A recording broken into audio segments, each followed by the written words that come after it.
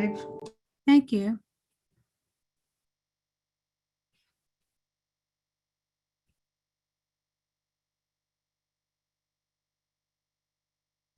Good evening and welcome to the public meeting, regular council meeting on Monday, June 28th. Due to COVID-19 and recommendations by Waterloo Region Public Health to exercise social distancing and public gathering thresholds, Township Council meetings are currently being held electronically using any of the following methods. You can watch the live stream by accessing the meeting on the Township's YouTube page. Under the video column, click on the link of the meeting date that you wish to watch. You do not need a YouTube account to watch the live stream. You cannot directly participate in the meeting via the live stream, as this is for viewing only. The second choice is members of the public who were interested in attending as an observer or wanted to speak to any item listed under item 7, items for discussion, were asked to submit their request in writing to the Clerk's Division at clerk@northdumfries.ca before 7 p.m. on June 27th. A link and telephone number has been provided to those who registered before the registration deadline. And lastly, in accordance with the Township's procedural bylaws, members of the public are not able to verbally speak to all items on the regular council agenda, but may submit their comments in writing for all other items. Those who wanted to comment on a particular item were invited to submit written comment at clerks@northdumfries.ca, which were provided to the mayor and council prior to the meeting and will form part of the public record. I'd like to note that items 7.8 and 12.2 related to the exotic pet animals bylaw have both been pulled for this evening's agenda. I'd like to now call the meeting to order, and can I have approval of the agenda, please? So moved by Councillor Rolleman and seconded by Councillor Gillespie that Council adopt the June 28th, 2021 regular Council agenda as presented with the following addendums.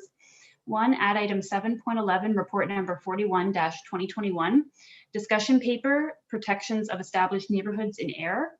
2, add item 7.12, TAPMO response to taxation of aggregate properties. And 3, add closed session item 13.3, report number CAO-20-2021, related to ongoing court proceedings related to 1174 Brantford Highway, advice that is subject to solicitor-client privilege, including communications necessary for that purpose. Municipal Act Section 239, subsection 2 and subsection F. Mayor Foxton, your vote for that? Yes. Councillor Rolleman? Yes. Councillor Ostner? Yes.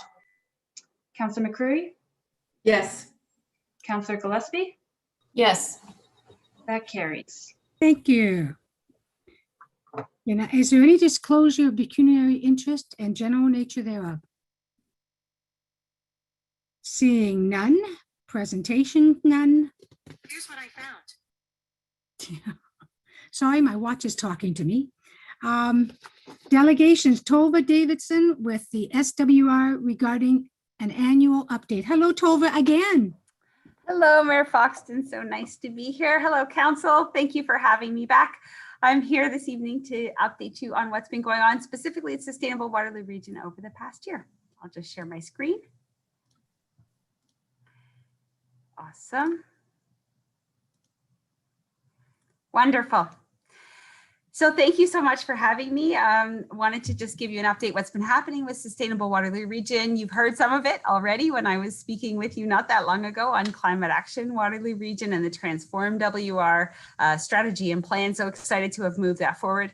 And just wanted to take just a bit of time with you to talk about what's been happening with organizations and in our community and sustainability in general. We know that 2020 was a year like no other. We started off, everything we thought was going to be did not be. And as COVID hit, everything started to change. But it wasn't just a pandemic that started to change for us in Waterloo Region. In Victoria Park, we saw the start of Land Back Camp, where the Indigenous peoples of our community started to take a stand and to claim some of the spaces they were in, and the need for us to appreciate, approach, braid together the needs of this community became much more obvious. And in the days recently, it's become even more with everything that's happening with residential schools. And so this really changed things in 2020. We also saw with the rise of the Black Lives Matter movement and a lot of people coming together to rise up against this as well. and the injustices that these present. And if I were to use one word to explain what 2020 has been for us, it's been intersectionality. We see that the work that we do is not just about sustainability and the earth. It's about justice, and it's about tying together all of the issues that our community faces. We know, for example, that those who are most negatively impacted by severe weather that comes from climate change are those who are the least privileged. And so the work that we do really is about serving the community as a whole and finding a just way forward. Our team, like many other teams, started to work from home. And this is an image from our Earth Day celebration. And so we saw too that businesses changed. And so our programming started to change as well. So I'm going to focus on those two things. How did our programming change, the impacts of them, and some of the ways that we've embedded that understanding of diversity, intersectionality, and justice into the work that we do. As you know, the work that we do in Waterloo Region is not just in one area. We work with the entire region, and it's our honor and our privilege to do that. And we found that there are many places where we are intersecting in that region, and that the work across the region is also intersecting. Nobody's working on anything alone. And this map, which is in our year-end report, which we did drop off for all of you, this map shows you all of the different places that the different players are working towards things in the region. This page from our year-end report shows you a little bit about some of the impacts that have happened from the work that we've done in a year. So I'm not going to highlight all of them, just a couple I wanted to share. Most people don't know that Canada has the highest emissions per capita in the developed world. We are the worst emitters per person, and we think that Canada has a halo, but in fact, we emit 22 tons of greenhouse gases per person. And so there's a lot of opportunity for us to do better. But we also know that 100% of the municipalities in this region, North Dumfries, of course, being one of them, are members in our Regional Sustainability Initiative program, have recently unanimously, in your case, approved the Transform WR plan, our partners in climate action, and many more places. A couple of other notes that are interesting. Our social media in 2020 reached over 42,000 people. And if you were to go to our website, you might see that our team looks very big. It looks like we have about 70 team members, where in fact, we have about 8. The rest of them are volunteers, and we have a really unique volunteer model. Did you know that our entire finance team is volunteers, or all of our communications team? That human resources is done entirely on volunteers, and we have not a single program that doesn't have volunteers that participate. And when we calculated a very modest number, how much those volunteers give back to our organization and the community, it calculates to be over $310,000. That's that $316,426.28. So we are able to do some of the incredible work that we are able to do because of our amazing volunteers. So a big shout out to them. I'm not going to talk too much about Climate Action WR. You've seen this one. We've talked about it at length. I'll save that time for you to talk about other things you need to talk about. But just to say, we now have gone to every council, and every council has now endorsed this plan, and we're starting the work to move it forward. And it is such an honor to be working with your team to be able to do this and to find that pathway forward. So thank you for all of that support. In electric vehicles, everyone's always interested in what's happening in electric vehicles. And I don't know if you saw the article in The Record last week. There was an article all about electric vehicles and the rate of adoption in our region. And we saw that the rate does continue to increase. We've had a 1,500% increase from 2013 to 2020. And just as a point of reference, the target that was set in our first climate action plan with that 6% target that was approved in 2013 was that we'd have 1,000 electric vehicles in Waterloo Region by 2020. And we're now well over 2,700. The other one I wanted to note is right there at the bottom, those little charging stations you see. Most people worry about, will they be able to charge their car? But we now have 200 publicly available charging stations in Waterloo Region. So if you think you might want to drive an electric vehicle, please don't worry, it's not going to be a problem. And we know that as that adoption continues, as more and more vehicles continue, we're going to have to do both sides of that coin. Charging infrastructure as well as the transportation, fleet conversions, individual vehicles, etc. Many of you have heard of Evolve Green. It's a space within the walls of the Evolve One building. It's a partnership and a co-location between the Accelerator Center, our offices, the University of Waterloo and Laurier, and we come together to work on sustainability issues that affect the community as a whole. So we run our own operations, but we also work collaboratively. And in 2020, one of the big projects we worked on was the creation of a community sustainability lab, which we're hoping to launch once COVID allows us to be in person, because this kind of work should be done in person, where we'll invite the community to show us where the challenges in the whole region are to moving the needle forward in sustainability. We'll do some background research and then do an ideation session with the right stakeholders for that issue. So it could be researchers, it could be businesses, it could be municipal staff, it could be other not-for-profits. But let's find the solution that will solve our current barriers locally, but also potentially scale and continue the role that Waterloo Region has as innovators and leaders across Canada and around the world. The other work we do in the Evolve Green is in partnership with Veris, which is a research institute at Wilfrid Laurier University. And we work on how do you create a culture of sustainability. Most people think about the HVAC systems and the insulation and the kinds of cars, but equally important is the culture of sustainability. How do you get people to think in a way that they make their decisions with sustainability in mind, to self-identify as an organization or as an individual, that sustainability matters to them? So we do work in that work with a research team from Veris to do the implementation within the Evolve One building, hoping to scale that as well. And of course, Evolve One, for those who may not have heard of it, it is Canada's very first net positive multi-tenant office building, generates more energy than it uses.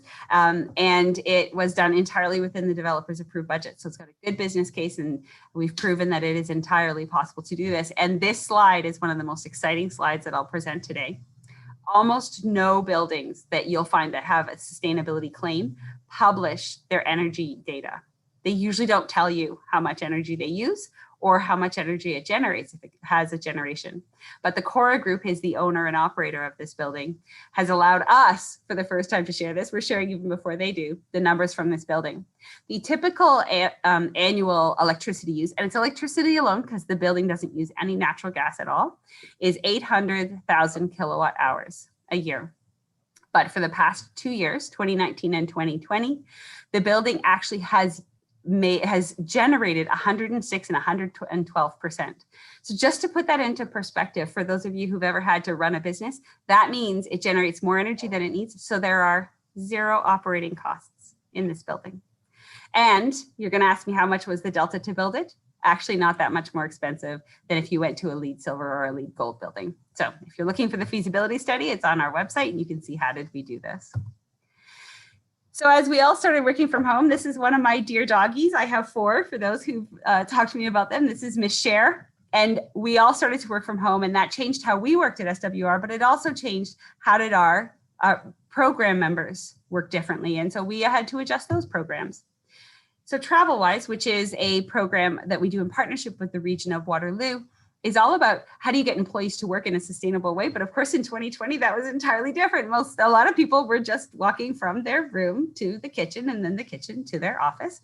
And so we did some studies to see, how did workplace commuting change? And we found that at least 50% of people no longer commuted to work, but businesses still operated. So it was a really interesting dynamic. And it was an interesting thing for us to think, how do we change now how we envision commuting? But even more importantly is this information. What we found that was before COVID, 28% of people said they were very satisfied with their mode of transportation to get to work. But during COVID, 50% of people said they were very satisfied. So that means that companies actually have happier employees. So when you think about that intersectionality piece, it's better for the company's bottom dollar to be retaining those employees. It's also better for the well-being and the mental health of those people to have the choice to work from home. So now we're looking at this to figure out what can we learn from this and what kind of best practices can come to this and how do we support organizations to move forward. And then the Regional Sustainability Initiative is the program most people know us for. And flipping back to that first slide that we looked at, this is a really important one. What we saw is that certainly greenhouse gases were more reduced because there were businesses that weren't operating during 2020. that 81,514 tons is the number of tons that were reduced in 2020 by members of the Regional Sustainability Initiative. Last year, for the 2019 number, it was about 68,000. So there was a big jump up there. But the thing that was even more exciting than that 78,000 tons is the number of tons committed to being reduced. In 2019, that was 65,000. So companies are committing even more to reductions, are seeing even more the benefit to doing these reductions. The other piece that we did in this year is we actually integrated the UN Sustainable Development Goals right into that program. So we have now a mechanism in partnership with B Corps to allow organizations to actually track and record and measure how are they doing on all of the UN SDGs, not just the environmental ones. Now, we don't claim to be experts in all of them. We can only help with the 5 that are closest tied to our areas of expertise, but we do give every organization that's a partner of ours or a member of this program access to this so they can actually begin the process of looking at the work that they're doing towards these goals, going back to that comment about intersectionality. And the last slide, just to share this one, and this one was really important to us. We do a survey of all of our members to ask them all kinds of things at the end of each year and to gather data and refine our programs and figure out how to help them. And what we heard from member organizations, of which we have about 85 in this program alone, is that 97% of them did anticipate continuing sustainability efforts despite COVID-19. So that means that sustainability didn't go away. We still know it's really important. We just have to be able to bring everything together and deal with the issues that are there together. And so we had supports for them. How do they have good work from home policies, et cetera? So that's all I'm going to share today. I'm sure you have a big agenda ahead of you. Happy to answer any questions and really appreciate the partnership and the time that you've been able to give to me tonight and over the years working together. Thank you, Tova. Councilors, any questions? Besides, well done. Well done, Tova. We're all very proud of you. It's an honor. Okay, can I have the resolution, please, Ms. Sage? Moved by Councillor Ostner and seconded by Councillor Gillespie that the delegation from Tova Davison with the SWR regarding an annual update be received. Mayor Foxton? Yes. Councillor Rowland? Yes. Councillor Ostner? Yes.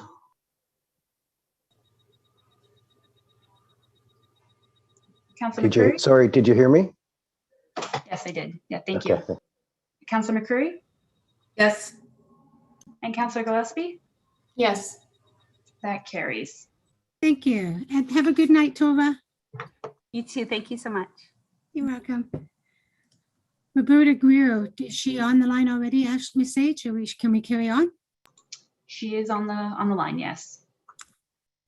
Roberta, you're up. She's muted. There we go. Roberta, go ahead. Good evening. Good evening. So I guess you got a request from me. I would like to exemption to have my food truck at a local gas station in here at certain days, not every day. So 2 days a week from 2 p.m. to 7 p.m. Yes, Anything please. else you'd like to add, Roberta? No, basically we could look back at this again if it is approved, say a month or two, look at the different hours. Hopefully the community responds quite well. I did have a good turnout that Sunday. I was there and I had a lot of people request me to come back, but I said I had to go before the council first, and I'm here and hopefully I could be granted that permission. And if you want to make changes, you would have to come back to council again. Councilors, any questions? Oh, yes. Councilor McCreary and then Councilor Ostner. Thank you, Mayor Foxton. I'm just wondering about, we've had an increased number of requests for food trucks to operate within the township. And I guess we do have the bylaw for a reason. I believe that was to, or is to protect our bricks and mortar restaurants that are currently here full time and paying property taxes and supporting the township. And I'm just wondering if have we had any pushback or concern from the restaurants that we have about the number of food trucks that are starting to come into the township? as I have not heard anything, but I'm just wondering if we might be getting some complaints about that. CEO McNeely, have you heard anything? Madam Mayor, through to Councillor McCreary. As of this point in time, no, we have not heard, good or bad, from area restaurants. Councillor Ossner. Thank you, Madam Mayor. Basically, I'm going to echo what Councilor McCreary said. I have a concern that, you know, we've allowed a few food trucks to come into town on select days, like a Thursday night, or a night here or a night there. We're sitting here now with 3 more food trucks that want to come in. And my concern is in a few months from now, we're going to have 3 more food trucks come in. I'm concerned, number one, I'd like to know how the sandwich store at Yahtzee feels about having a food truck there. Is the food truck going to be there simply on weekends? Because on my sheet here, it just says select days. I don't know what select days. I don't know what select hours, but I have a concern because, you know, we have a sandwich shop at the SO. We have Foodland, which I see construction workers going in constantly, getting their lunch and their sandwiches and their hot meals that are there. Tim Hortons is always packed. We have Gus and Guido's. We have Phil's. We have restaurants, and I'm just concerned that they're going to feel that we're letting them down if we're bringing food trucks in. And besides eating, how does that benefit our community? What is our community getting out of this? Good point, Councillor Ossner. And if I may, I did talk to the sandwich shop and they were excited about this. So they're working with them. But really good points. And I have to tend to agree with both Councillor McCreary and yourself. Councillor Rolleman. Thank you, Madam Mayor. I guess my question is, in the past, we've had 2 different kinds of food trucks. We've had the kind for a special event, you know, at the curling club is a fundraiser where they give 10% back as a fundraiser to the curling club, that sort of thing. We've had a few, you know, where say Air Farmers Mutual has a food truck on their property only for their staff. Now we're seeing food trucks that want to set up on a semi-permanent basis at various locations, which I know years ago the township did not want that to happen. I remember out of the 4-197 it being a big problem. So there's 2 different things in front of us. I think one is, do we want to allow these sort of temporary one-offs? And do we also want to put in place some sort of system to handle these more permanent type trucks? If you look at the city of Kitchener or the city of Cambridge, they have specified certain locations, how many trucks per location, how many hours per day they can be there. They have a whole license form to fill out. Some of them have fees ranging from $300 to $500 per year for a food truck. So is it time for us to start looking at a license? Is it time for us to start looking at a distinction between, you know, special event food trucks and semi-permanent food trucks? And Councillor Rolleman, you're absolutely correct. In the past, it has always been that they were allowed for special events or for organizations within our municipality that were fundraising. You're right, we are onslaughted by more. Any other comments? CEO McNeely, have we thought about doing a policy in regards to this? Or state, what does our bylaw, our policy state? Council McCreary, if I may, through COA. Does it state we can do one-off? So what does it say? Right now, Madam Mayor, it actually has an outright prohibition for food trucks or mobile food vendors across the entire municipality. And so that's what's been brought before council have been specific requests. As Councillor Rolleman's indicated, most to date have focused on either tied into a special event, a fundraising event, or something similar in nature. But each of those came before council, similar to the depositions made this evening, and council considered the merits and on a site-specific basis, in most cases with specific conditions, identified what was permissive based on whatever those terms were of council's direction. Thank you, In terms of a go forward, chief building official, the senior bylaw enforcement officer has started work on a revision for the food truck bylaw, but it's something that will go into effect for 2022 as work continues on that assignment. Thank you. Councilor McCreary. Thank you, Mayor Foxton. Just another comment about the impact of the food trucks. I know with COVID-19, a lot of our restaurants have really been struggling, and they need to rely on takeout food to keep going. So I think this is maybe it's not a good time to be encouraging more food trucks to come in. And we also want to encourage more restaurants, permanent restaurants, to come to the area. We want the ones that are here to survive. And, I agree with what Councillor Rowland said, that maybe if we do start allowing these food trucks on a more permanent basis, they should be paying some kind of a permit fee to operate, to make it a bit more of a level playing field. Councillor Rossner. Thank you, Madam Mayor. What exactly are the requested days for this food truck? It says the operating period shall be limited from July 1st to September 15th, 2021, no more than 2 days a week between the hours of 2 p.m. and 7 p.m. So it doesn't specify the days. So we can't limit it to weekends. We can limit it to whatever we want, but it does not specify that, nor do I know if they have permission of Can I step in and answer some questions, please? In a minute, Roberta. So any other, Okay. would you like to answer questions? I would like to hear from Roberta as to how, because I would think if it's weekends, I believe the sandwich shop is closed, and it may be a less of an impact as a trial period, let's say, if we were to decide to allow it. I'm with the other two councillors. I'm a little bit concerned about protecting our businesses. Yeah, and on weekends though is the biggest time for our restaurants downtown. But Roberta, if you'd like to respond on the days.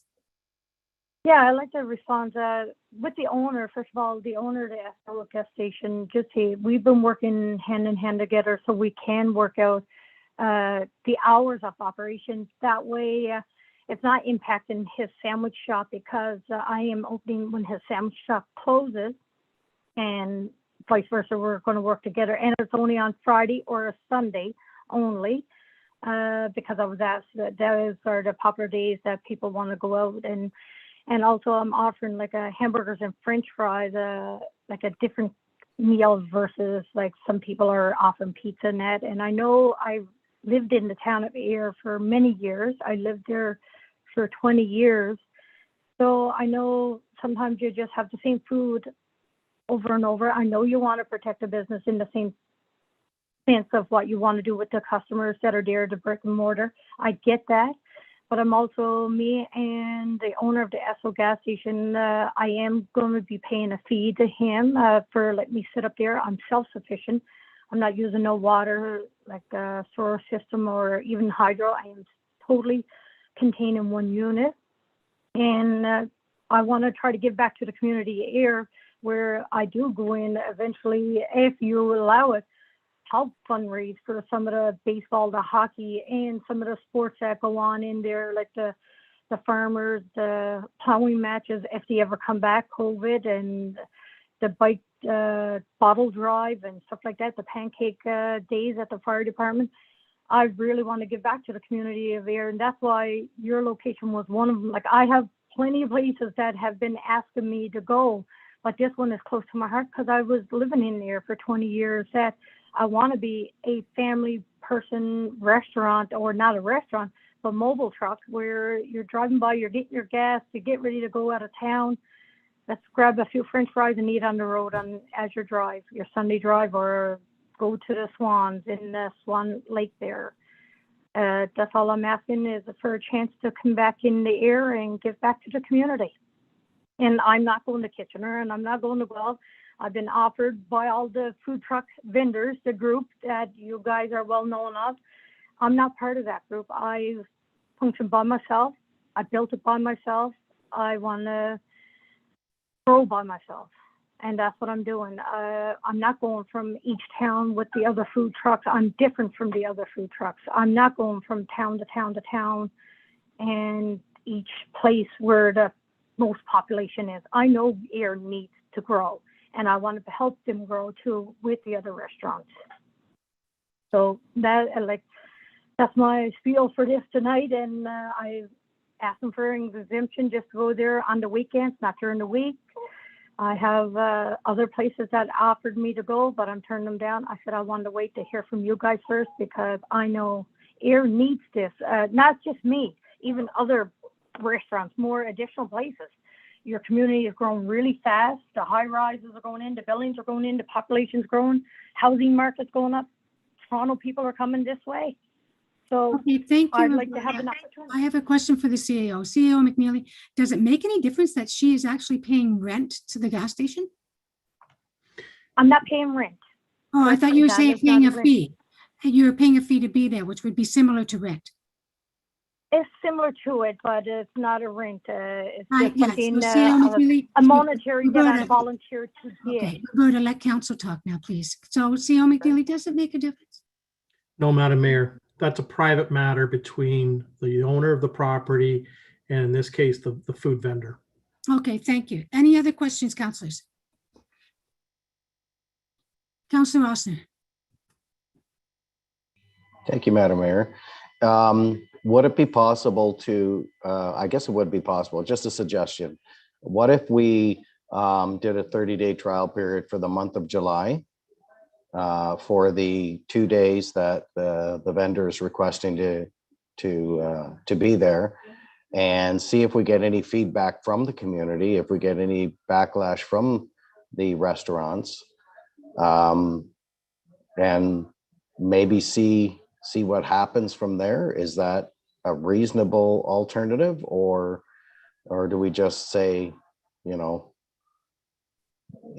is not in the best interest? CAO McNeely. Madam Mayor, just through to Councillor Rossner, my only one caution would be is for the months of July and August, council only moves to one meeting per month. So if we were just to look at the month of July in isolation, we wouldn't be meeting until, I believe it's the 9th of August would be our next meeting. And council would have to consider at that meeting whether or not there's merits in continuing forward. So notionally, there would be a pause between the end of July and that council meeting in August. Unless we specified to August 8th. How does council feel about that? Do they want the motion to be amended? Okay, anybody opposed to the amendment? Seeing no one, then Ms. Sage, as amended, please, could you read the motion? So moved by Councillor McCreary and seconded by Councillor Rowland that the delegation from Roberta Greer with Greer's Grilled Food Box requesting an exemption to the mobile food truck bylaw be received, and that Township Council provide for an exemption from bylaw number 1758-98 to accommodate the operations of no more than one food trailer to be located at Esso Gas Station, located at 1202 Northumberland Street, Ayr, subject to the following provisions. 1, the operating period shall be limited from July 1st to August 8th, 2021, no more than 2 days a week between the hours of 2 p.m. to 7 p.m. 2, satisfactory inspection and approval secured from the region's public health department. Satisfactory inspections and approvals secured from the fire department. Ensure appropriate public gathering and physical distancing requirements as set out by the province are met and adhered to. And ensure appropriate insurance is obtained and provide proof to the township. Mayor Foxton, your vote for that? Yes. Councillor Rollman? Yes. Councillor Rossner? Yes. Councillor McCreary? Yes. Councillor Gillespie? Yes. That carries. Thank you. Thank you, Roberta. Now we'll switch out and Sandra Thank Silva. you very much. And the last thing is my last name is spelled wrong on the agenda. Is Gear, not Gear. Thank you. So thank you. Thank you, gentlemen, ladies. Really appreciate it.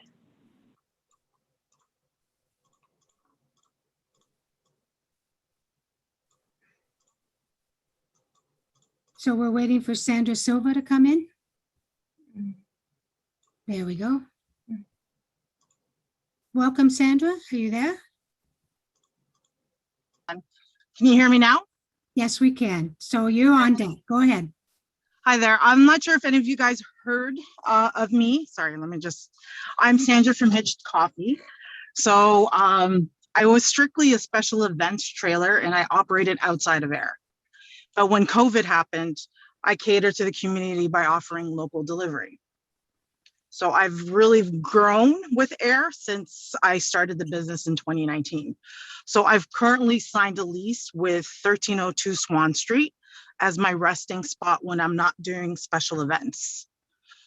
So my goal is to open up Fridays and Saturdays mainly, and additionally have a variety of food trucks come in once a week, or Friday and Saturday, sorry.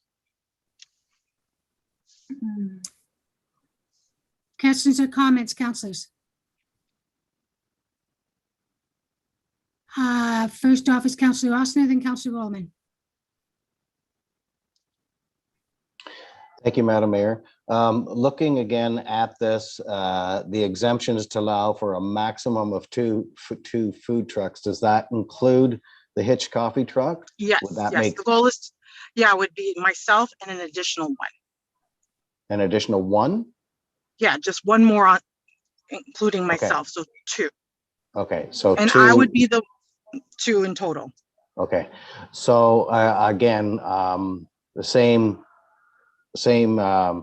theory that we used with the last applicant. I'm going to suggest we do the exact it's the same thing we did as a trial period for the months of July up to August 8th till we get to meet again. Okay, so in regards to me, I am considered permanent at 1302 Swan because it's my resting spot when I'm not in, obviously at an event. So the goal is to schedule pickups at I'm set not sure times. what do you mean by permanent? We have not made any food trucks permanent in North Dumfries. No, it's not. No, I'm shore powered. It's private property. I've signed a lease with 1302 Swan. I need a spot to park my vehicle when I'm not working because I have to keep it at room temperature. So I'm shore powered there. So it's my resting spot. Okay, but you will only be operating on the hours approved by council? Sure, if that's what is required. Yes. Yes, you would need To start. approval to operate. Councilor Rollman. Thank you, Madam Mayor. So that was basically my question, what she meant by her permanent location at 1302 Swan, because it looks to me like what I've seen on social media is that you've been there before selling to the public already in that location. No, I have not. I'm setting up. I thought I saw a post about that. So my question then is, so if you're set up at 1302 Swan, which is I believe in front of Gervais Auto, if you're set up there with shore power, as you call it, does that mean then people can come up and get a coffee or whatever from you at that location? Yep. Yes. So that's not really any different than having a food truck in a permanent location. So that's essentially what we're discussing. So I don't think you can have it both ways. Either you're a food truck, whether you're shore powered or independent generator powered, or whether you're a bricks and mortar location. Those are still two different things, I think. Right. So the goal is to become a brick and mortar in the future. It's just a matter of timing and figuring out how we're going to do it on that set of land, because it is protected by the Grand River Authority. This is really quite messy, this one. CEO McNeely, your thoughts, please? So Madam Mayor and Ms. Silva, please correct me if I'm wrong. Your activity to date has been using 1302 as your landing spot, but you actually take orders at other locations and you shuttle coffee, similar beverages to their locations around Ayr and North Dumfries. Right.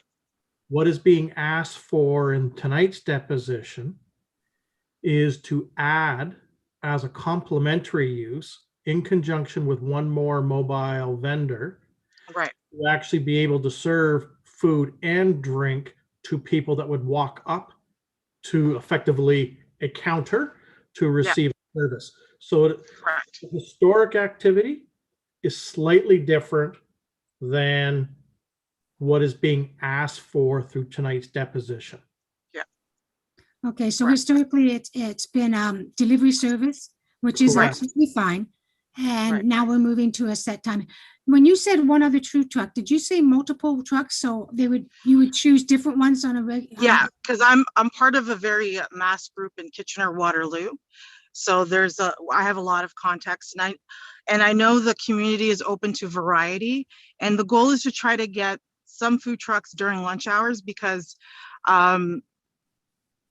the current restaurant is not open during lunch, so it wouldn't affect them so much.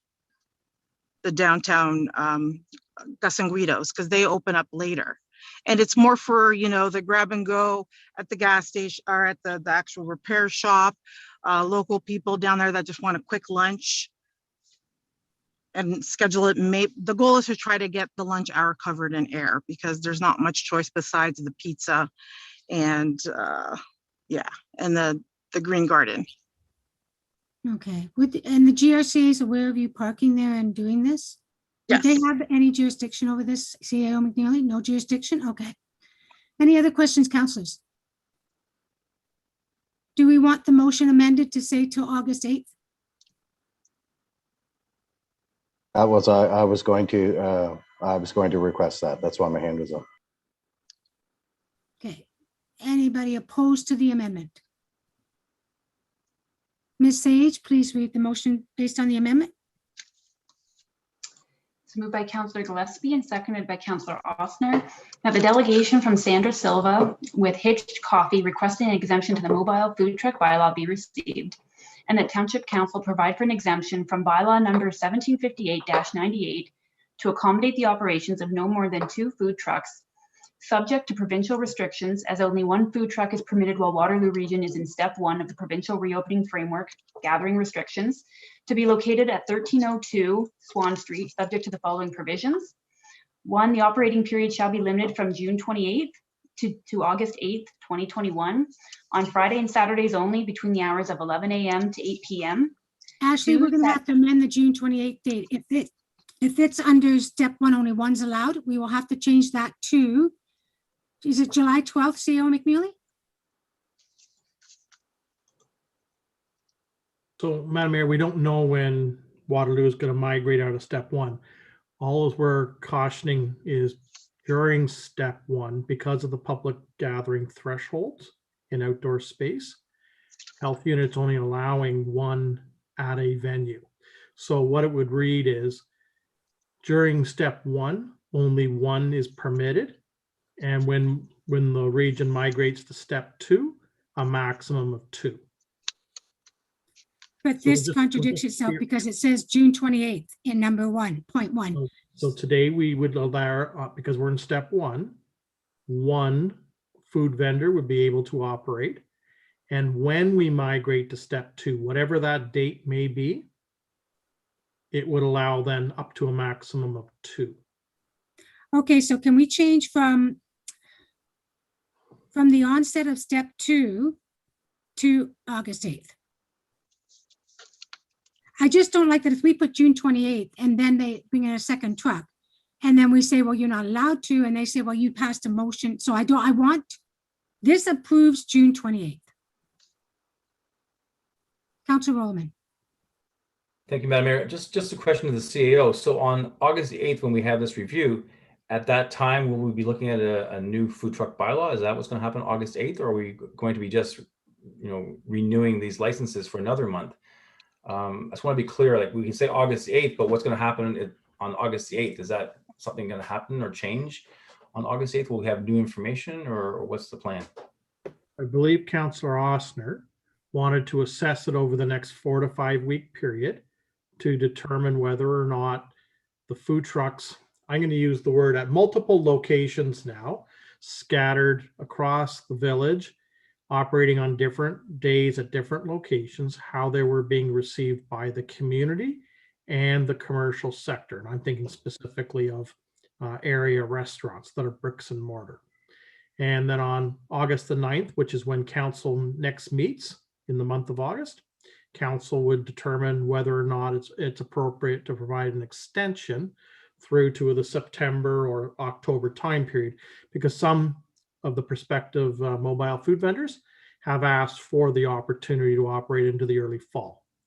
So you're having a pause, an evaluation, and determination whether or not it's appropriate at one or more of the locations to grant a further extension through the balance of, I'm going to call it the nice time of the year before the weather closes in. It's our intent in the late fall to bring forward a draft bylaw. There'd be a public engagement component with that. And if councils then accepts it, either in early January or February, council will be in a position to enact a new bylaw. And that would be your program then for the balance of 22.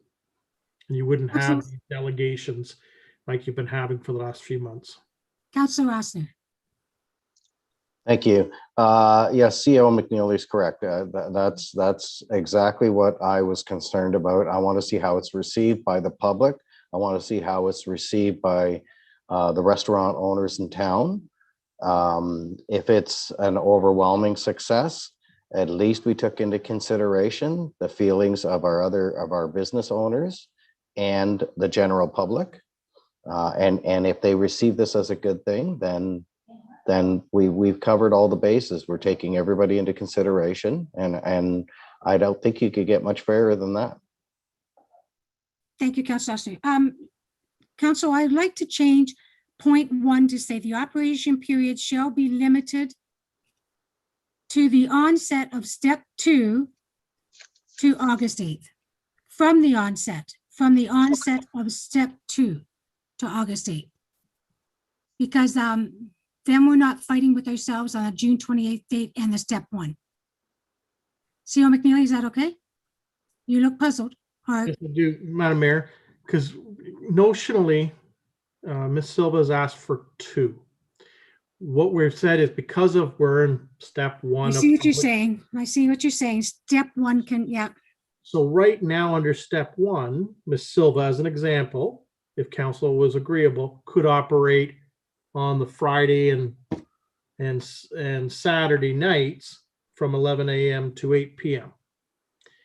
Once we migrate into step 2, whenever that may be, then in theory, the second mobile vendor would then be allowed to operate. So you're tiering it based on those public health restrictions.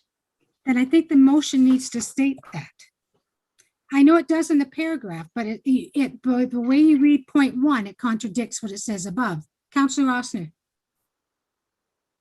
Just to be clear as well, if Ms. Silva was operating between, what are the hours again? 3 to 11, is it? 11 a.m. to 8 p.m. 11 to 8. So let's say, for example, she was to run Hitchcock Coffee from 11 to 3 o'clock, and then shut that down and brought another mobile vendor in from 3 to 8 o'clock. That's okay, as long as one operates at a time, correct? Thank you. So maybe we could put down, while in step 1, only one truck may operate at a time. And then the rest will go through as it's stated. Is that not what it states already?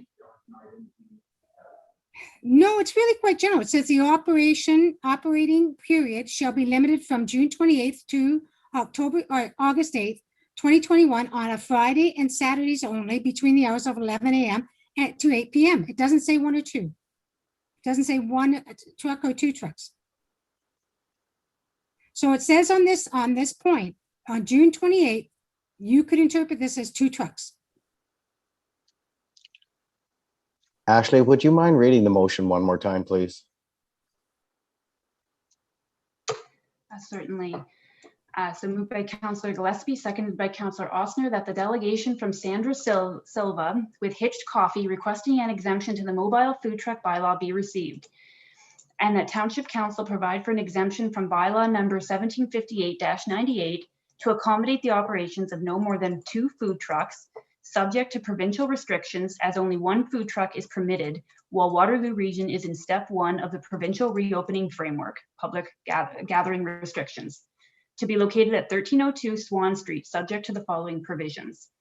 1, the operating period shall be limited from June 28th to August 8th, 2021 on Friday and Saturdays only between the hours of 11 a.m. to 8 p.m. 2, satisfactory inspection and approval secured from the Region Public Health Department. 3, satisfactory inspection and approval secured from the Fire Department. 4, ensure appropriate public gathering and physical distancing requirements as set out by the province are met and adhered to. And 5, ensure appropriate insurance is obtained and provide proof to the township.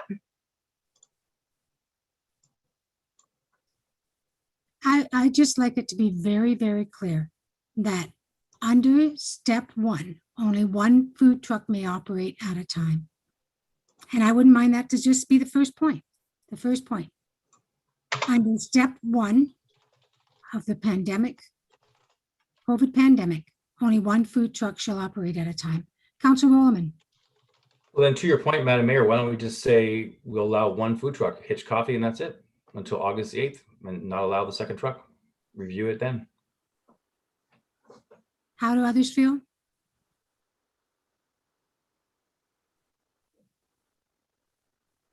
Councillor Austin. Thank you, Madam Mayor.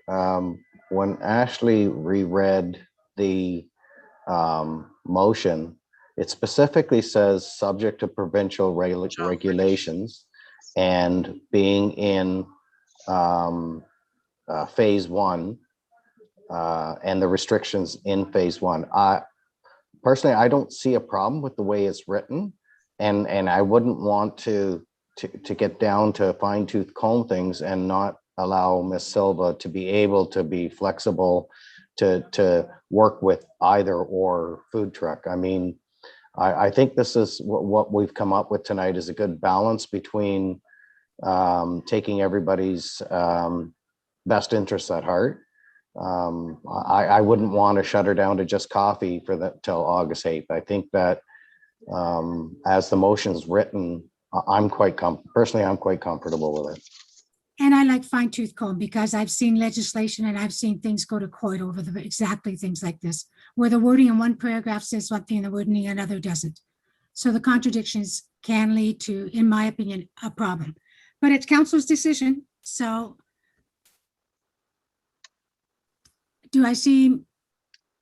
how do we wish to move forward? Leave it as it is?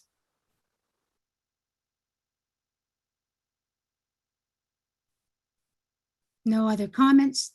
Read the resolution one more time, Ms. Sage, and we'll vote. Moved by Councillor Gillespie and seconded by Councillor Osner, that the delegation from Sandra Silva with Hitched Coffee requesting an exemption to the mobile food truck be received, and that Township Council provide for an exemption from bylaw 1758-98 to accommodate the operations of no more than 2 food trucks, subject to provincial restrictions, as only 1 food truck is permitted while Waterloo Region is in step 1 of the provincial opening framework, gathering restrictions, to be located at 1302 Swan Street, subject to the following provisions. 1, the operating period shall be limited from June 28th to August 8th, 2021 on Friday and Saturdays only between the hours of 11 a.m. to 8 p.m. Satisfactory inspections and approvals secured from the region's Public Health Department. Satisfactory inspection and approval secured from the Fire Department. Ensure appropriate public gathering and physical distancing requirements as set out by the province are met and adhered to, and ensure appropriate insurance is obtained and provide proof to the township.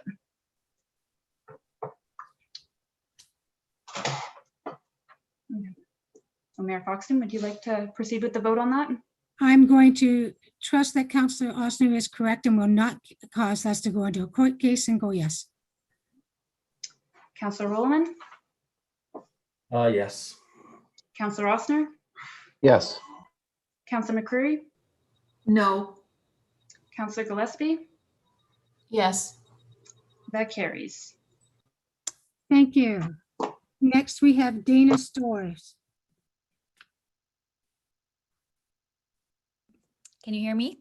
Yes, Dana, it's your turn. Go ahead. Hi. Sorry. Oh, here I am. I apologize. I feel like a bit of a broken record. I'm the Worship and Connections pastor at Calvary Air. I was here about 2 months ago, and I was given permission for Friday nights specifically to host some food truck Fridays. Now, we haven't done any because of the restrictions in place, so I'm aiming for one the end of August. But what I'm asking for today is just specifically Sundays after church, as our cafe is closed because of COVID. So I was hoping to get either an ice cream truck or perhaps a coffee truck, just to be able to sit in our parking lot after our service ends, just to create a little bit of community as it ends. I originally asked for, we were doing 2 services, so I wanted to do in between, but we've now moved to just 1 service at 10 a.m. going forward. So I'm asking for, 11 to 12:30 on a Sunday afternoon. I haven't booked anything or talked to any food trucks because I wanted to get permission from you all first. So that's my request. Questions, councillors? Now, Dana, you said the time was 11 to 12:30. Our motion is from 10:30 to 12. Yes. I had originally said that because we were at 2 services, a 9:30 and an 11 o'clock service. So I'm asking if I can change the timing, because we've just decided to move to 1 service over the summer because we don't have as many people attending services. So we're just going to do 1 service. So I'm asking 11:30. 11 to 12:30. 11 to 12:30. Yes, sorry. All these times jumping around. Thank you. Councillor Rossner and then Councillor Williman. Thank you, Madam Mayor. Same deal. Are we going to move this to look at it again on August the 8th as well? Councillors, is your wish?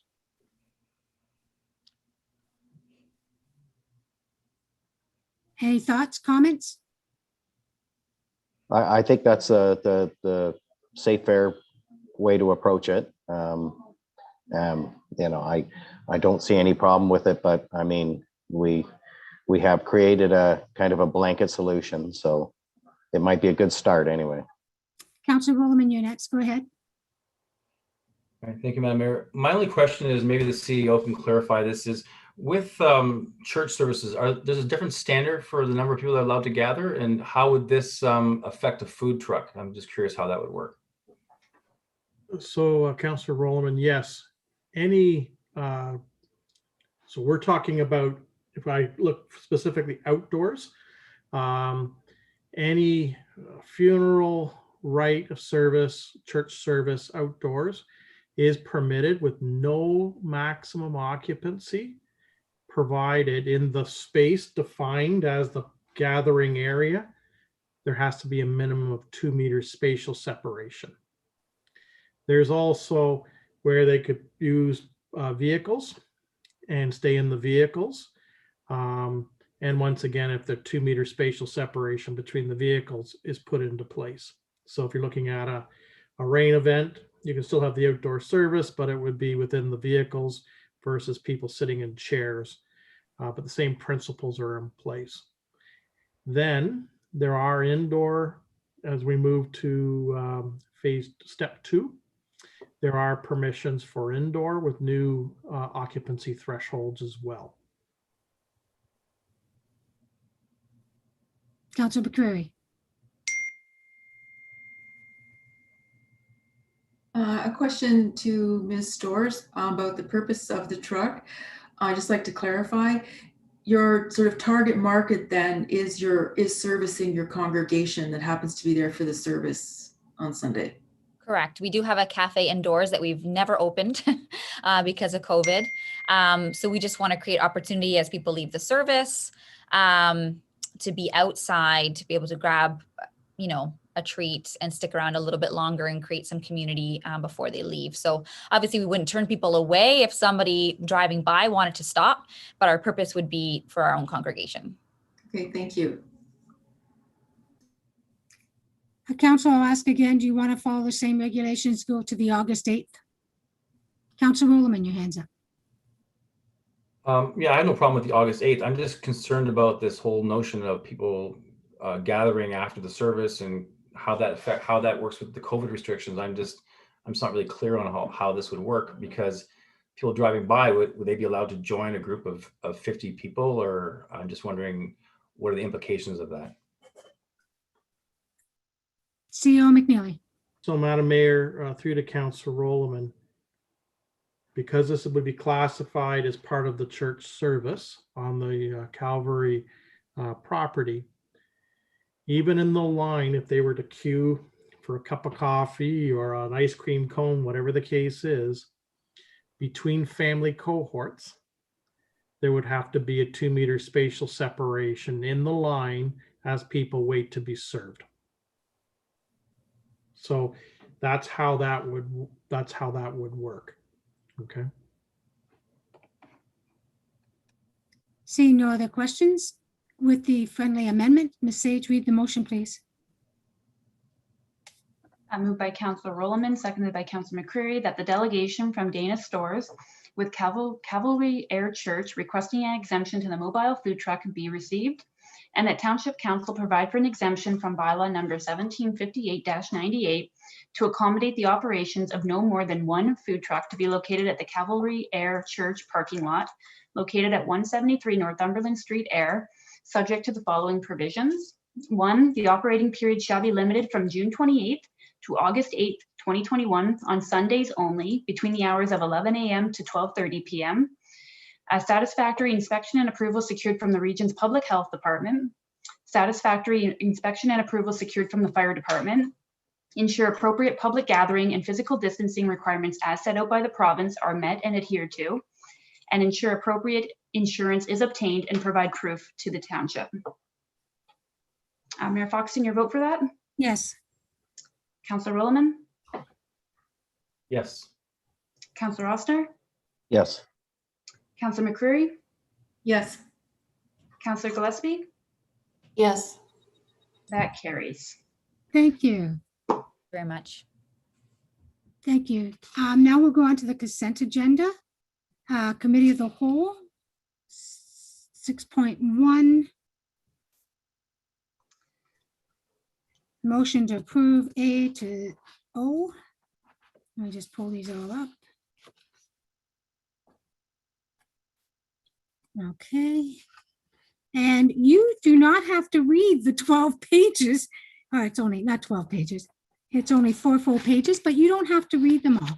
Councilor Rowland, you have your hand up. Thank you, Madam Mayor. I have a concern from some residents about 6.1 1I, the shed at Victoria Park. I wonder if we could discuss that before we approve everything else, or after we approve everything else. Well, no, we have to discuss it before we approve, because we'll have to pull it or leave it as is. So Council Abdur endorse option 3 as outlined in the staff report, the location of the washrooms, and that council relocate the equipment shed to where the former gravel driveway ends in a north-south direction. So let's discuss it now. Councilor Rowland, what would you like to see happen? What's the concern? Thank you, Madam Mayor. I did meet with some residents who back onto that portion of the ring road. And of course, you know, no good intentions go unpunished, but we tried to move the shed to a new location. And of course, now the residents who are backing onto the new location are upset.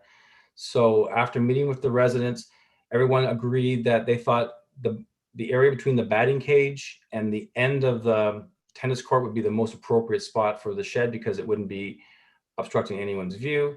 They had no concerns with the washroom, just with the Air Junior Vic's equipment shed. So they didn't want to see it on that gravel driveway. They wanted to see it tucked in behind the tennis court more, so it wouldn't obscure the view of the park. That was the general consensus of the residents that I spoke with. I think, if I may, some of the team said their coaches and that could drive the equipment around to the shed and easily drop it off, rather than dragging it with their children across the field and down into that area. I think that was the concern there. Ms. Winters, would you like to make any comment? Yes, through you, Madam Mayor. I just want to point out that the junior Vics are planning on fencing and a batting cage in that area. So I would just want to make sure that we have enough room before we go ahead with that. I just have to check. I did check in with them about the new location and they were perfectly fine with that. But I know that Sunny Smith has been working with them and the fencing company to do the batting cages. So if I could just check in with them first, that I'd hate to say yes and then there not be enough room. Ms. Winters, the batting cages, do they not also have equipment that has to be taken in and out of the equipment room? I'm not positive on that. I would believe so, but perhaps a CAO McNeely might know better. I was pretty sure the last time that's what it went into the equipment storage, but CAO McNeely and then Councillor Austin. Madam Mayor, individual teams, as they would go into the batting cage, would require their bats and balls and things like that. But the pitching machine is actually there for the season, given its substantive weight and the fact that it's wired back to the electrical system. But it would be there, what they would bring to assist in utilizing the batting cage could conceivably be stored inside that building. Thank you. Councillor Austin. Thank you, Madam Mayor. When we received the report, the pictures, etc., just to confirm, the shed is being rotated from east to west to north to south, just by that gravel driveway. So it's going to be faced north to south. The size of that shed, that's the smallest footprint it's going to take up in any kind of obstruction, if you will. And it's going to be back a little bit further than being right on the road. So I don't understand how that can be a problem of the visual. Like, I mean, I would think if one person wants to look at the gazebo from their backyard, then maybe, but I mean, like, if you locate it anywhere around there, I mean, it's going to be in somebody's way. They're going to see the shed. The whole idea is not the problem with seeing the shed. I just didn't want to see that shed blocking the view from the east-west, as we discussed at the last meeting, due to the fact that it was too close to the road, so it tends to look a little bit bigger. Now it's faced north to south and it's back a little bit more. I can't see how we can really do an awful lot better and accommodate the actual users of the park. Councillor Rollerman, do you have any further information from us? What are your thoughts? Well, I mean, if we could tuck it in behind the ball diamond or behind the tennis court between the batting cage, I think that would sort of address Councillor Austin's concern. It wouldn't be obstructing any view. I know not everyone's going to be happy no matter what we do. We're always going to have to find somebody that's not going to be happy. I'm just trying to work out a compromise that's going to try and make as many people as happy as possible. But you know, staff know best. Councillor Rollerman, would that mean removing some trees there? No. No, It removed it. It wouldn't have affected anything. And the ground's pretty level, CAO McNeely? Would it hinder the appearance of the new pavilion? No, Madam Mayor, it would be quite removed from physically in relationship to either the new washroom facility and the existing pavilion.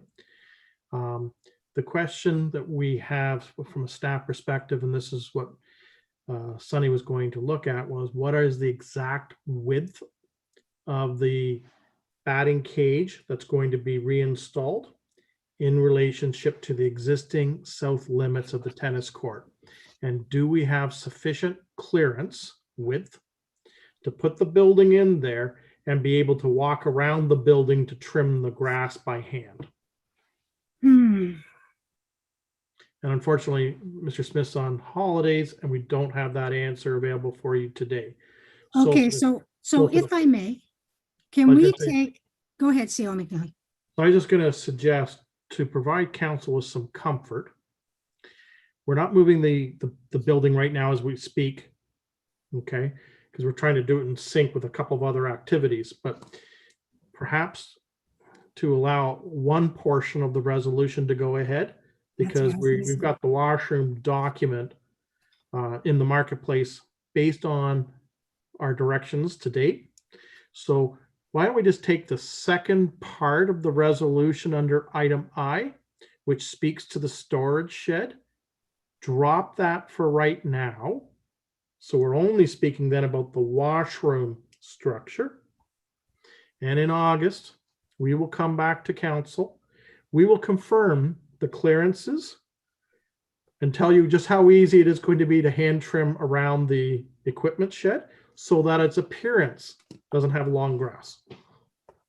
Thank you very much, CEO McNeely and Karen, because this has been, and that's exactly what I was going to say. Let's admit part 2 of I and come back with it. Is there a time restraint for funding? No, this doesn't affect any of that, does it? Perfect.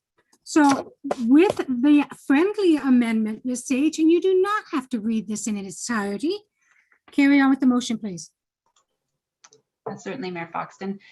So moved by Councillor McCreary and seconded by Councillor Ostner, that council adopt the following recommendations as listed in 6.1.1A through to O on the agenda as presented by Committee of the Whole dated June 14th, 2021. And that's As item amended. A. As amended. Yeah, as amended. A through O with item I amended accordingly. Okay, Mayor Foxton, your vote for that? Yes. Councillor Rolleman, Yes.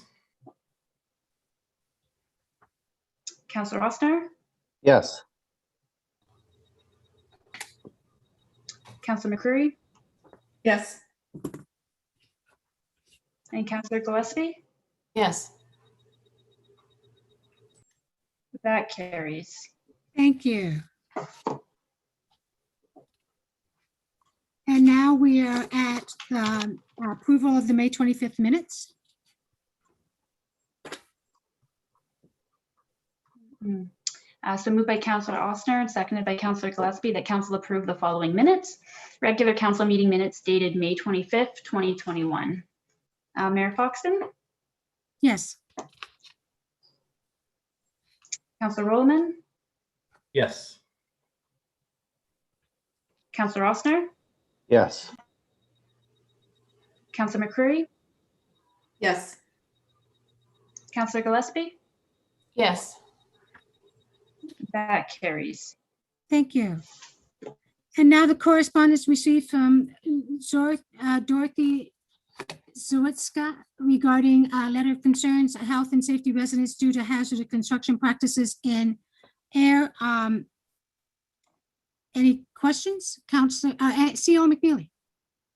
So, Madam Mayor, the concerns that were largely raised by Mrs. Swalowski have been confirmed back to her in writing by staff shortly upon receipt of those emails. Council may recall, we at that point in time had very, very little rain, and we had extremely dry conditions. The developer's water truck, which was supposed to be spraying water over the haul routes where construction activity was occurring, had broken down. They had not found a replacement, and as such, it was aggravating those conditions. So a contingency has been put in place to deal with if there's a breakdown of that water truck in the future. We have not had the complaints since those measures were brought in late May. And our field inspectors from K-Smart are stepping up their monitoring with respect to those conflicts and specifically the interface between the construction area and the rear of those residences along Vincent Drive. Thank you, CEO McNeely, and thank you to the staff for responding such a way. So can we have the motion, please? So moved by Councillor Rolleman and seconded by Councillor Gillespie. Councillor Ostner has his hand up. Thank you, Madam Mayor. I just wanted to ask CO McNeely if has had when they start new phases with constructions, etc., do they not put any kind of barrier fencing up, whether it's temporary, plastic, or something, so that they're not looking, like residents are not looking directly into the, as the pictures show, the trucks right there, the piles of dirt right there. I always thought that the construction sites always had a barrier around them. You're on mute, CO McNeely. So there's siltation fencing, but that's only up to about a height of about 18 inches. And that's meant to, if water melt, rain carries across land, to hold it from migrating beyond the excavation area. The only types of barrier fencing that are typically put up are where there's an actual open excavation, so that someone doesn't inadvertently fall into the excavated area. I know that when they were building English Street and all that, I lived with dust and dirt for about 2 years, and then it takes another year to settle once everything's done. So you're just constantly cleaning. So can we have the motion, please, Ms. Sage? Yeah. We can't hear you, Ms. Moved by Sage. Council There you Rowland, seconded by Council. Ms. Sage, you're Oh, losing. can you hear Try me now? taking Okay. the video Moved off. by Councillor Rowland and seconded by Councillor Gillespie that correspondence received from Doris Solonsky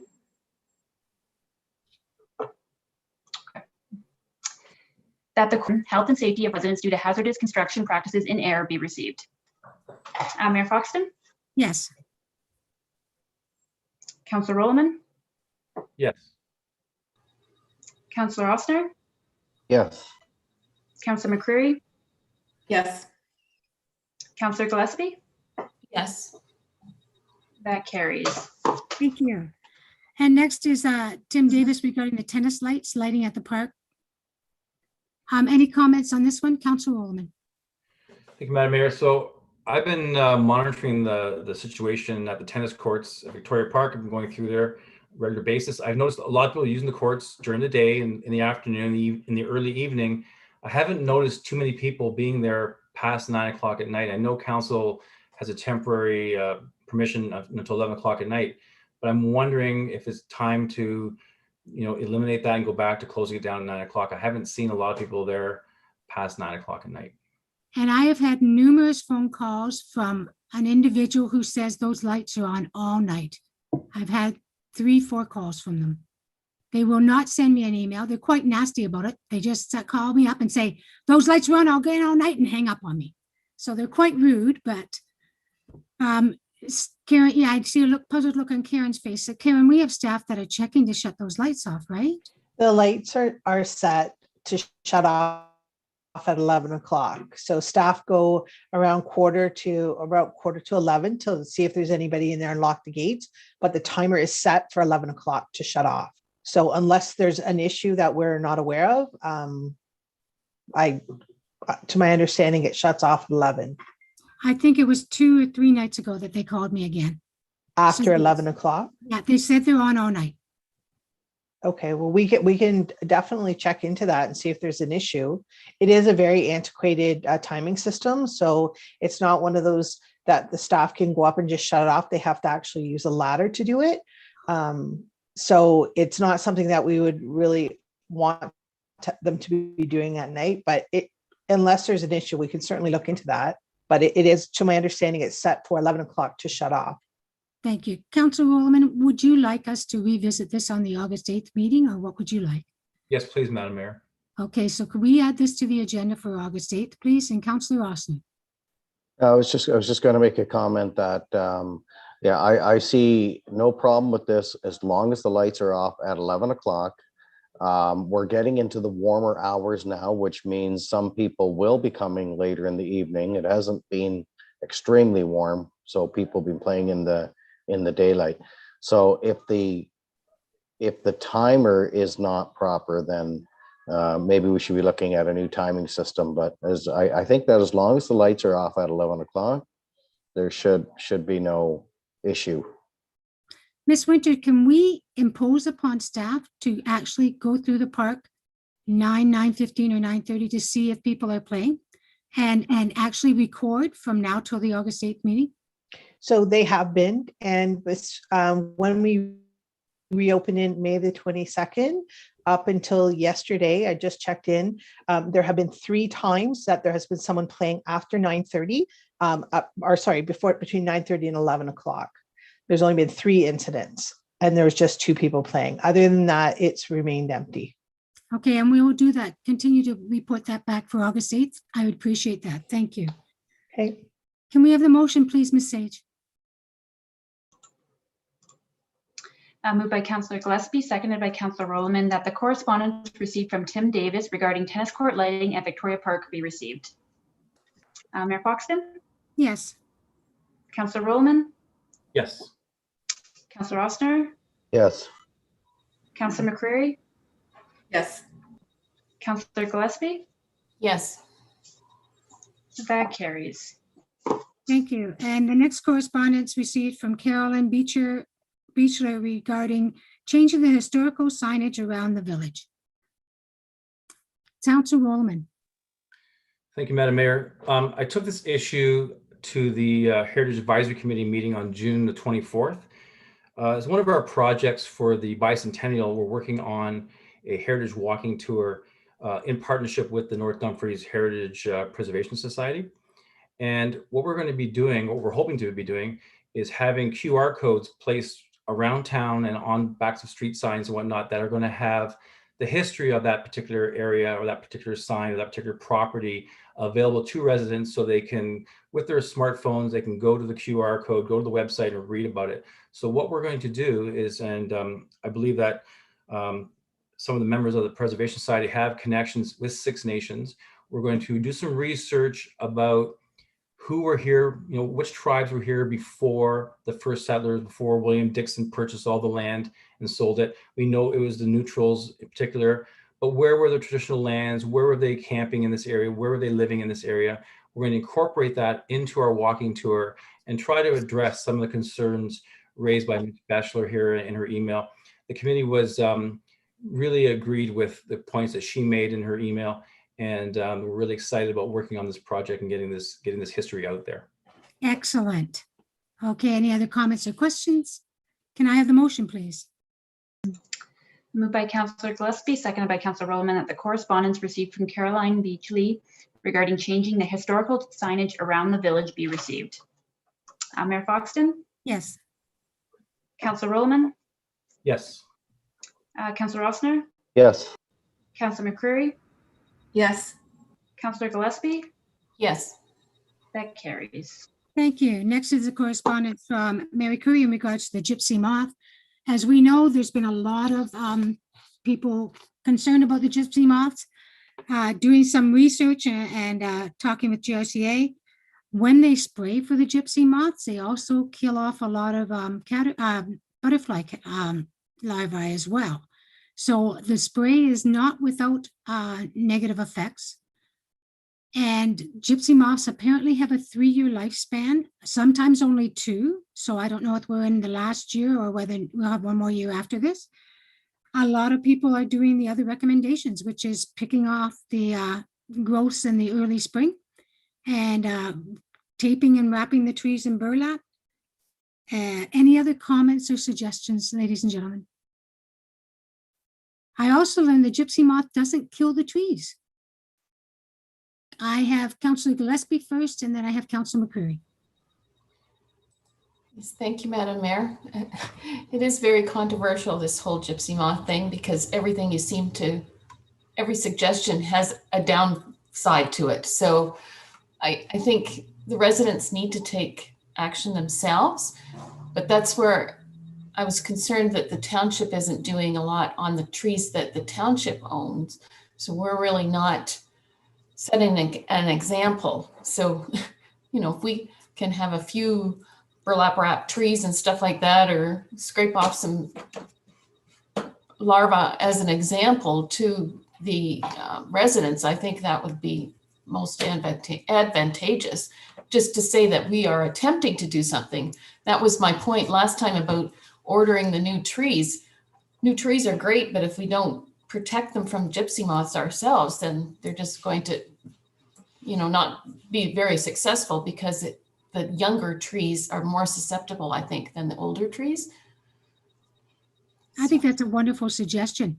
I think council should get out in the spring and show that they are behind this and do it some ourselves. Yes. Council McCreary. You're on mute, Council McCreary. Okay, thanks. I would just like to say that without this gypsy moth thing, perhaps some of the residents in Ayr that would like the township to spray aren't aware that this problem exists across the entire township, because it's in Ward 4 where Pam is and where Councillor Gillespie is, and the township is 20 kilometers across. It's a huge area that we would have to spray. So it's a huge area that is impacted. So I think that really spraying is not a practical solution for us. The cost would be enormous.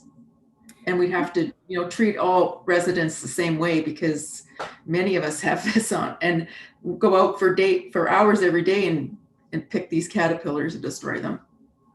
Yeah, and you're right, but they don't know the effect on humans as much. Like a lot of the areas that the GRCA hit are isolated areas. But what about if you have allergies or sensitivities?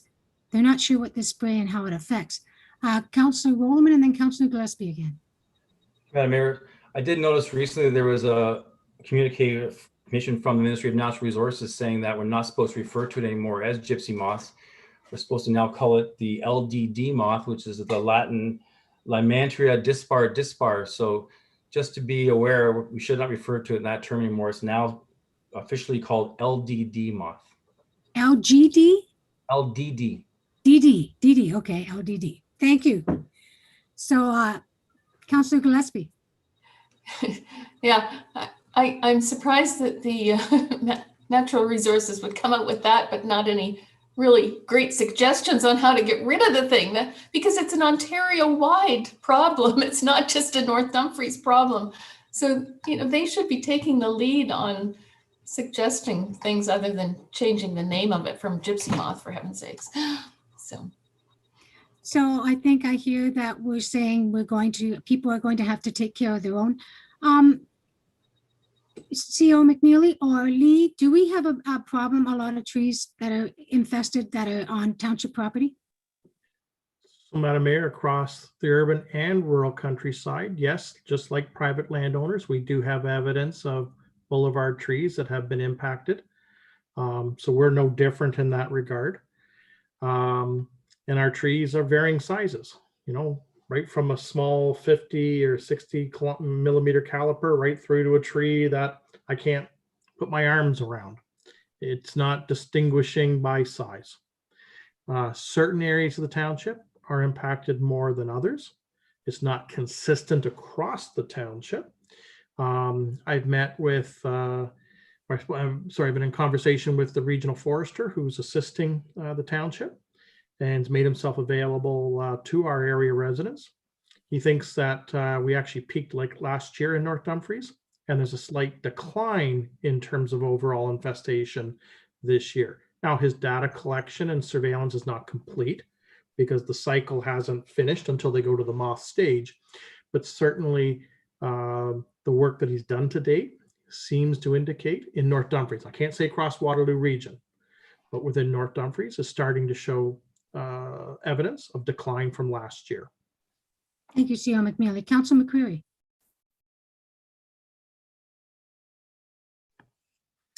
Regarding the spraying, I'd just like to point out that the spray that you use, it's called, I think it's BTK, and you can actually buy it at the hardware store. And some of my neighbors have actually sprayed their own trees. They get hand sprayers and they mix the stuff and they spray their own trees. So it's not something that you would have to necessarily hire an helicopter or an airplane to do or have the municipality do it. You can spray the trees yourself. Thank you, Councillor McNeely. No other comments. Can I please have the resolution? Moved by Councillor Gillespie, seconded by Councillor Rollerman, that the correspondence received from Mary Curry regarding gypsy moths be received. Mayor Foxton? Yes. Councillor Rollman, Can it be revised to say LDD moths instead of gypsy moth? Or put into brackets LDD, is it LDD? Yep. Bracket LDD moth, please, Ms. Sage. Amended, friendly amendment? yeah, I'm in- certainly. I'm in favor. Councillor Rossner, Yes. Councillor McCreary, Yes. and Councillor Gillespie. Yes. That carries. Council Rowland, are you starting a Moths Matter movement? And next, we have the resolution received from the Township of Wilmot requesting federal government search all residential schools. So can I have the motion, please? Moved by Councillor Gillespie, seconded by Councillor McCreary, that the resolution received from the Township of Wilmot regarding the discovery of the remains of Indigenous children found be received, and that the Township of North Dumfries Council supports and endorses the resolution adopted by Wilmot Council at their meeting held on May 31st, 2021. Mayor Foxton, Yes. Councillor Rollman, Yes. Councillor Rossner, Yes. Councillor McCreary, Yes. Councillor Gillespie. Yes. That carries. Thank you. The next one is the correspondence from Jim Piper regarding ban of fireworks. But there's been several other emails in that in regards to fireworks lately. And CEO McNeely, we at the EOC decided that we would recommend a certain evening that the fireworks go off. We will not make it a rule or regulation, but we will make it a recommendation so people don't do 4 or 5 nights in a row. Any other things out of that, CEO McNeely? So Madam Mayor, as you correctly identified, the EOC has no mandate. It's actually a council decision through an amendment to, establishing a bylaw to regulate the discharge of fireworks. What our current bylaw, and it's only applicable to municipal lands, there is no ability for an individual to discharge fireworks without a permit issued by the municipality. So that would cover our roads and parks and the like. What we have asked in our advertising campaign is that people are, if people are going to set off fireworks, that it be on the July 1st holiday itself. But it's signaling an encouragement rather than having it spread over the Thursday, Friday, Saturday evenings, or as a continuum from one evening to another. But we technically have no legislative authority unless they're physically doing it on municipal lands. Thank you, CEO McNeely. I have Councillor Goldman and Councillor McCreary, but before I get there, Councillor Gillespie, is any of the residents in Ward 4 looking at doing anything in Clyde Park again this year? Are you aware of? No, I'm not aware of anything happening at all. Can you check in with those people and see if any, and maybe Pete Rivers would know, and see if there is any plans for the July 1st and let us know ASAP? So Madam Mayor, they would be governed to no more than 10 people because we're in step 1. Right. That's right. That's why no one's pursuing gatherings like the community of Clyde historically has had because of the COVID restrictions. Right. I'm just hoping that we confirm that. That's all. Councillor Rollman, please. Thank you, Madam Mayor. Yes, the concern that I have, I share a similar concern. I have a Australian Shepherd Border Collie that spent 4 days on the May 2-4 weekend, just quivering and crying and very upset dog for Thursday night, Friday night, Saturday night, Sunday night, and Monday night. People are setting off fireworks every single night.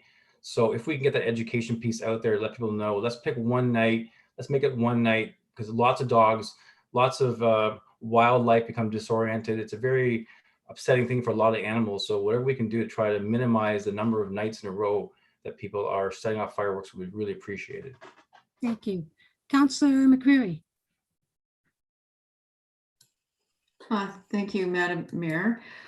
Just to elaborate on what Councillor Rollman just mentioned, the impact on wildlife is something that really concerns me, because I know over the May 2-4 weekend, there was a lot of fireworks going off in the area of the Piper's Glen Park.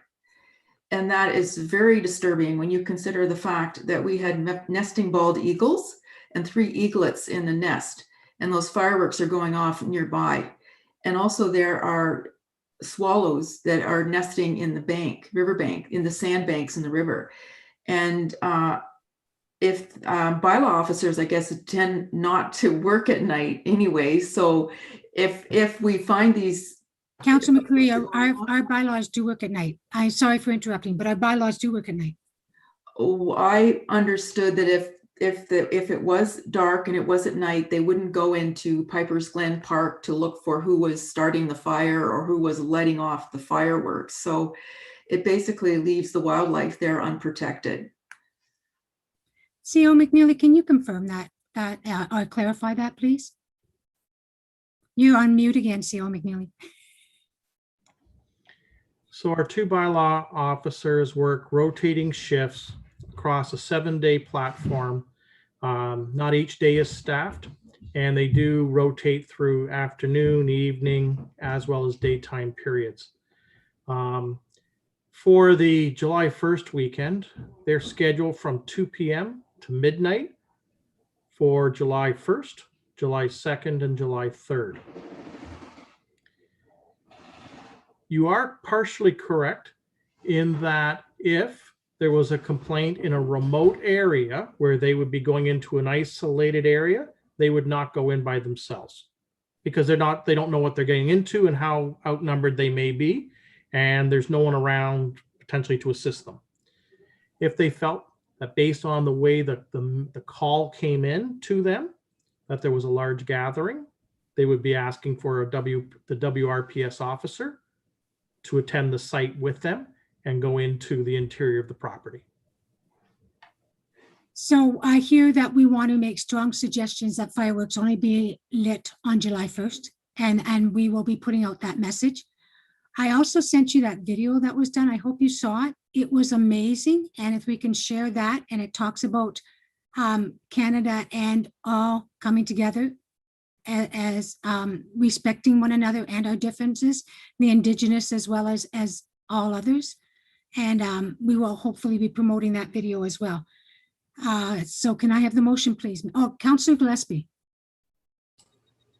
Thank you, Madam Mayor. I was just going to say that maybe the wording on the recommendation to set it off for July 1st should mention something about animals, and because that maybe strike people more in their hearts if they think that they're damaging animals. I don't know, but I think wording is very important these days for a lot of things. So I think that should be mentioned.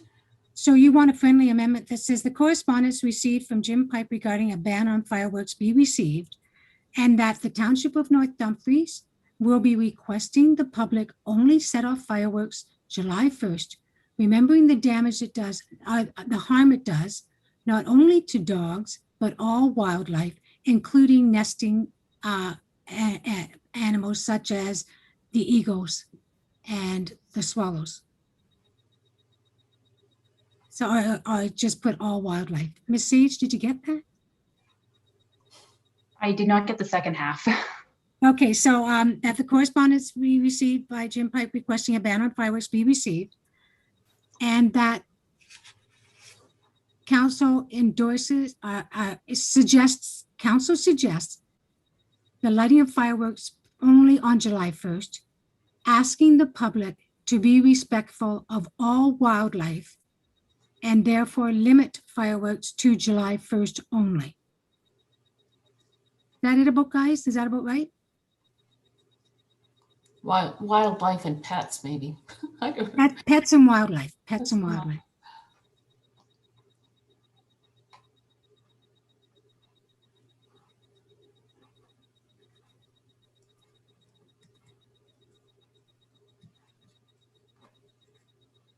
Can we add a second clause?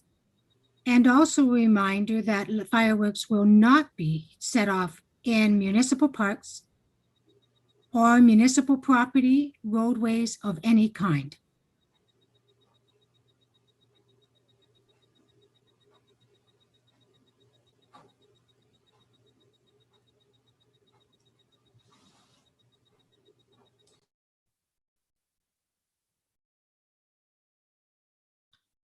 You ready, Ms. Sage?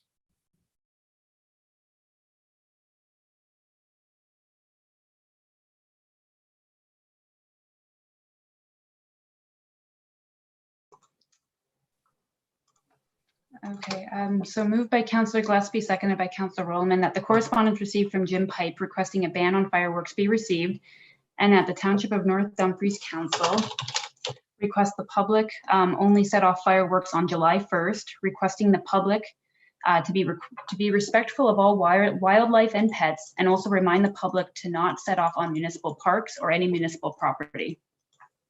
Property and roadways.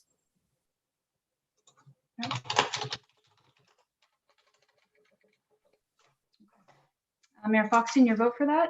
Yes. Councillor Rollman? Yes. Councillor Rosner? Yes. Councillor McCreary? Yes. Councillor Gillespie? Yes. That carries. Thank you. Next, we'll do the grant allocations. I don't think there's any questions on this. So can I have the motion, please? I move by Councillor Gillespie, seconded by Councillor Rollman, that the township received the grant allocation of $8,200 from the Cambridge and North Dumfries Community Foundation, and that consistent with the foundation's direction received by the township June 7th, 2021, that the township allocate the funds to the following community groups: Air Minor Softball Association, $2,500; Air Rockets Girls Hockey Association, $2,000; Air Curling Club, $2,500; Air Summer Fund Hockey Skills, $1,200, and that a letter be sent by the mayor on behalf of council thanking the Cambridge and North Dumfries Community Foundation for their financial support and recognition for this community group. Mayor Foxton? I support the motion. Councillor Rollman? In favor? Councillor Rosner? Yes. Councillor McCreary? Yes.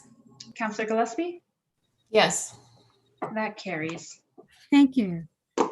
Next is the request to waive a cultural heritage impact assessment report for 2596 Elps Road. Any questions or comments on this? Seeing none, the resolution, please.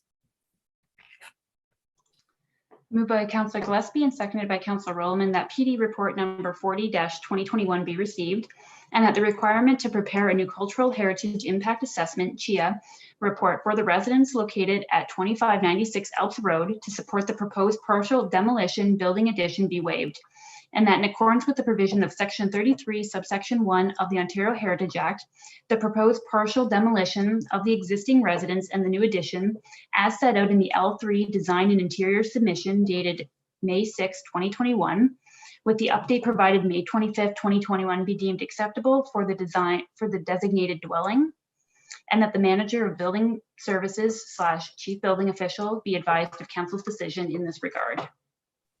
Mayor Foxton? Yes. Councillor Rollman? Yes. Councillor Rosner? Yes. Councillor McCreary? Yes. Councillor Gillespie? Yes. That carries. Thank you. Next, we have the draft memorandum of understanding for the Township of North Dumfries Garden Club. Township and North Dumfries Garden Club. Any questions? Comments? Seeing none, may I have the resolution, please? Moved by Councillor McCreary and seconded by Councillor Osner that CAO report number 19-2021 be received, and that council adopt the framework of the memorandum of understanding with the North Dumfries Garden Club and the township, and that the mayor and clerk be authorized to execute the memorandum of understanding on behalf of the township, subject to any minor revisions as required by the chief administrative officer. Mayor Foxton? Yes. Councillor Rollman? Yes. Councillor Osner? Yes. Councillor McCreary? Yes. Councillor Gillespie? Yes. That carries. And next, we have the report number 41-2021, discussion paper, protection of established neighborhoods and air, added as an addendum.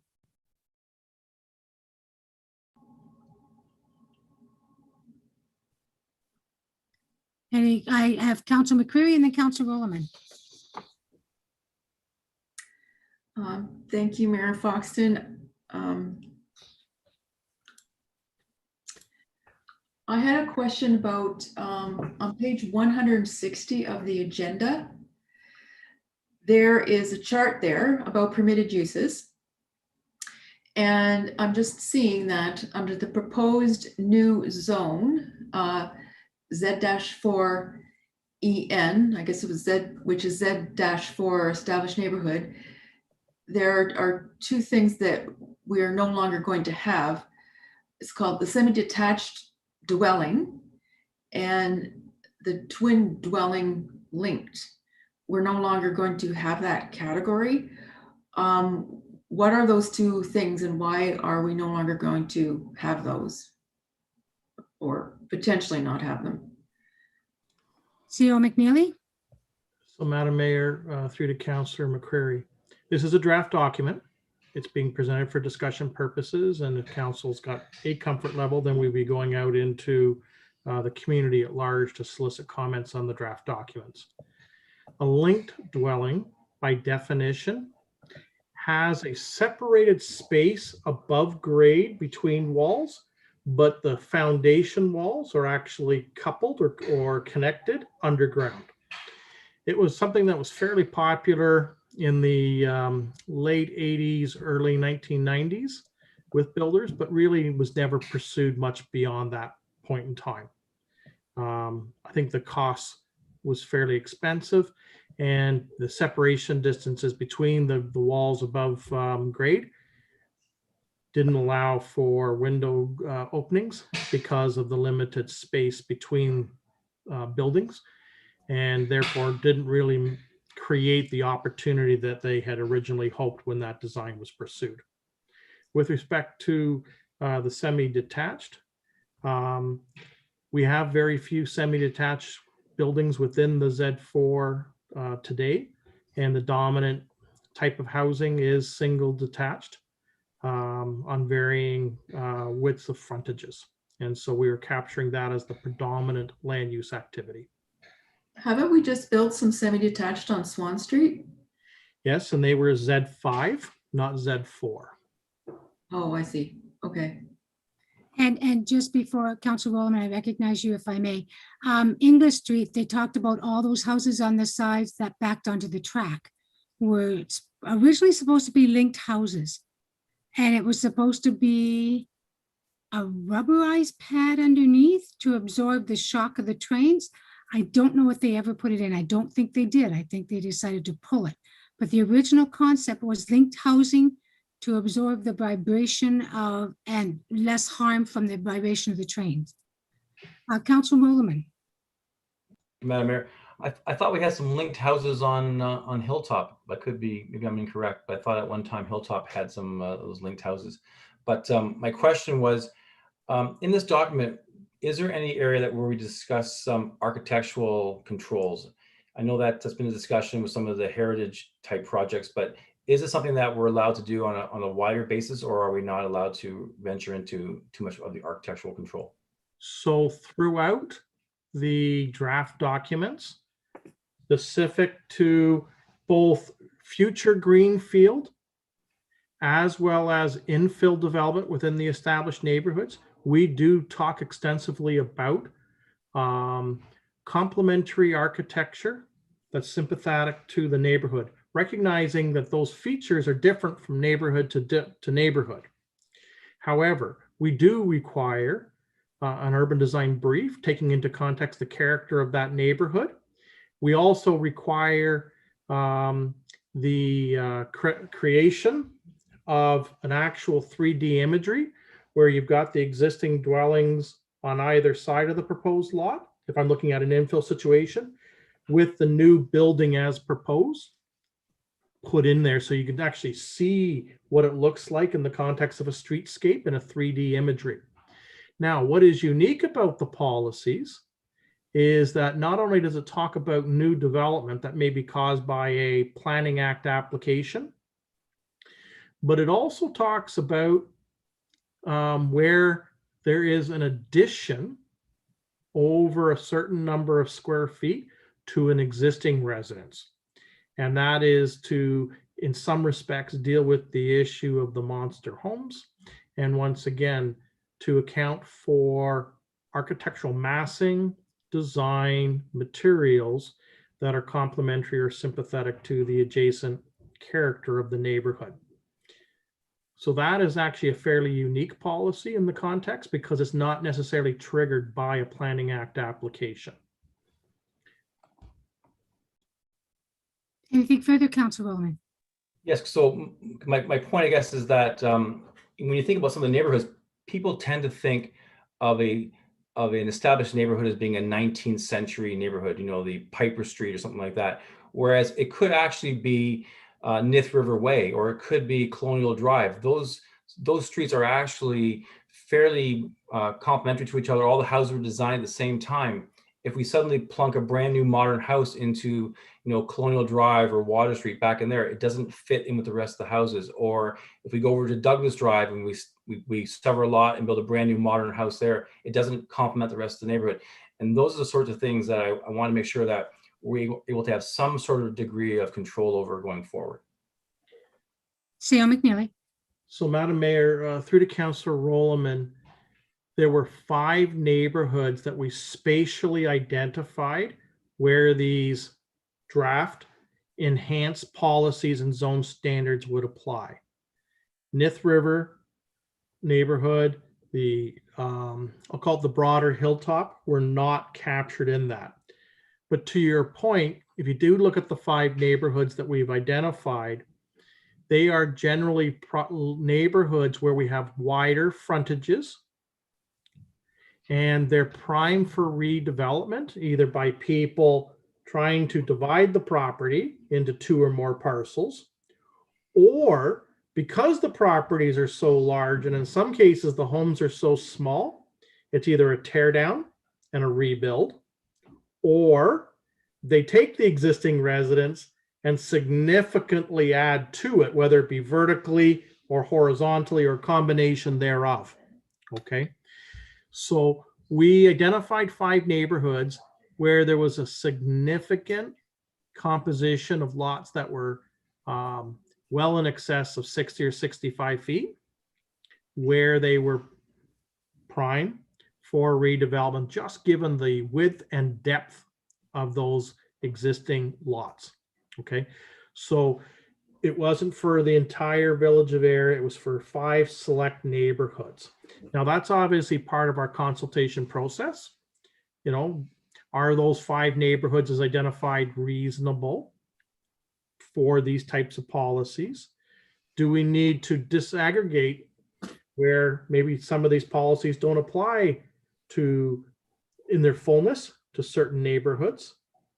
So you almost cascade or tier them, or are they, or have we, with perhaps some wordsmithing, captured the objectives, and it's universal to those 5 neighborhoods. So those are some of the things that we're going to try and drill down through with the public consultation process.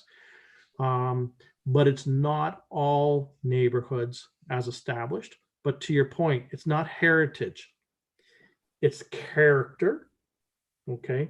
And that character could be, if I look at Colonial, you know, that's a very unique stretch of what, 18, 20 houses that generally were built in the same period of time, heavily influenced by bungalows or ranch style residences.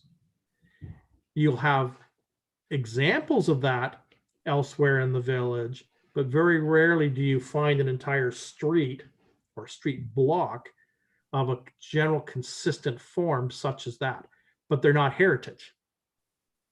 You can argue that it may be a cultural landscape, but it doesn't have to be heritage related. Councilor McCreary.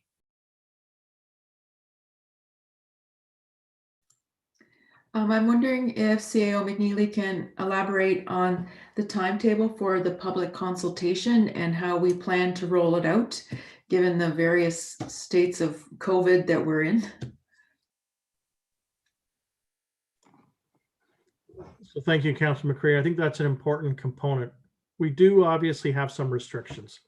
So for the foreseeable future, it's going to continue to be in the form of virtual.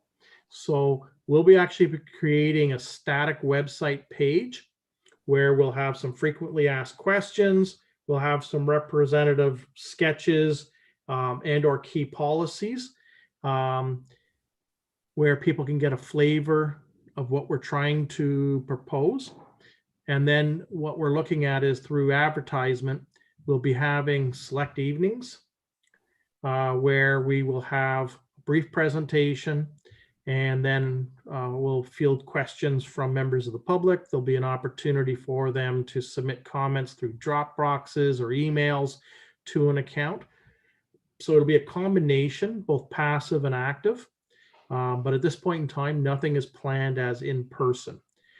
When we get into the fall, and I'm using sort of Labor Day weekend as our pivot, we'll obviously see what the landscape is at that point in time in terms of ability to interact in a more engaging manner.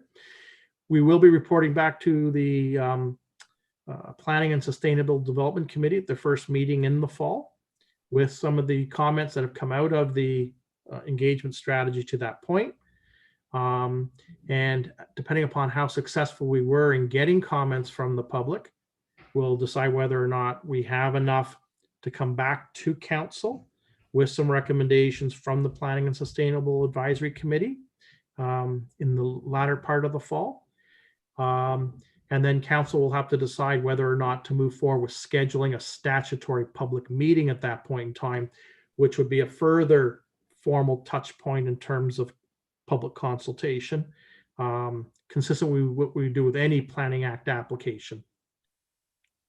So that might be the first part of 2022 for that statutory public meeting if council has that comfort level in the November time period. Councillor Rollerman. Thank you, Madam Mayor. I have one further question, and that is just the question about downtown air. What is the plan for the commercial core? I see it's not one of our established neighborhoods, but it is one of the neighborhoods that I feel is in the most jeopardy. There's a lot of beautiful old, historic buildings that could be in danger of being demolished, replaced by condominiums, or replaced by towers. I'd hate to see that happen. So I'm just wondering, what measures will this new plan basically allow for downtown air? How can downtown air be preserved and saved? So, two different vehicles. You're correct. The vast majority of what's been included to council focused on residential neighborhoods, predominantly oriented toward established neighborhoods where there's been previous expressed concerns by council about character of those neighborhoods.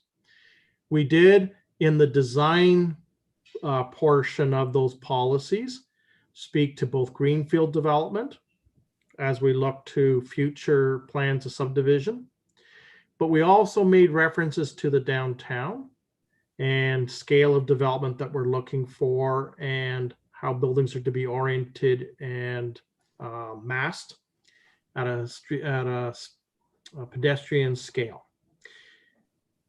In 2022, in the forecast for the planning division, we have set aside funds that if council authorizes or approves through the budgetary process.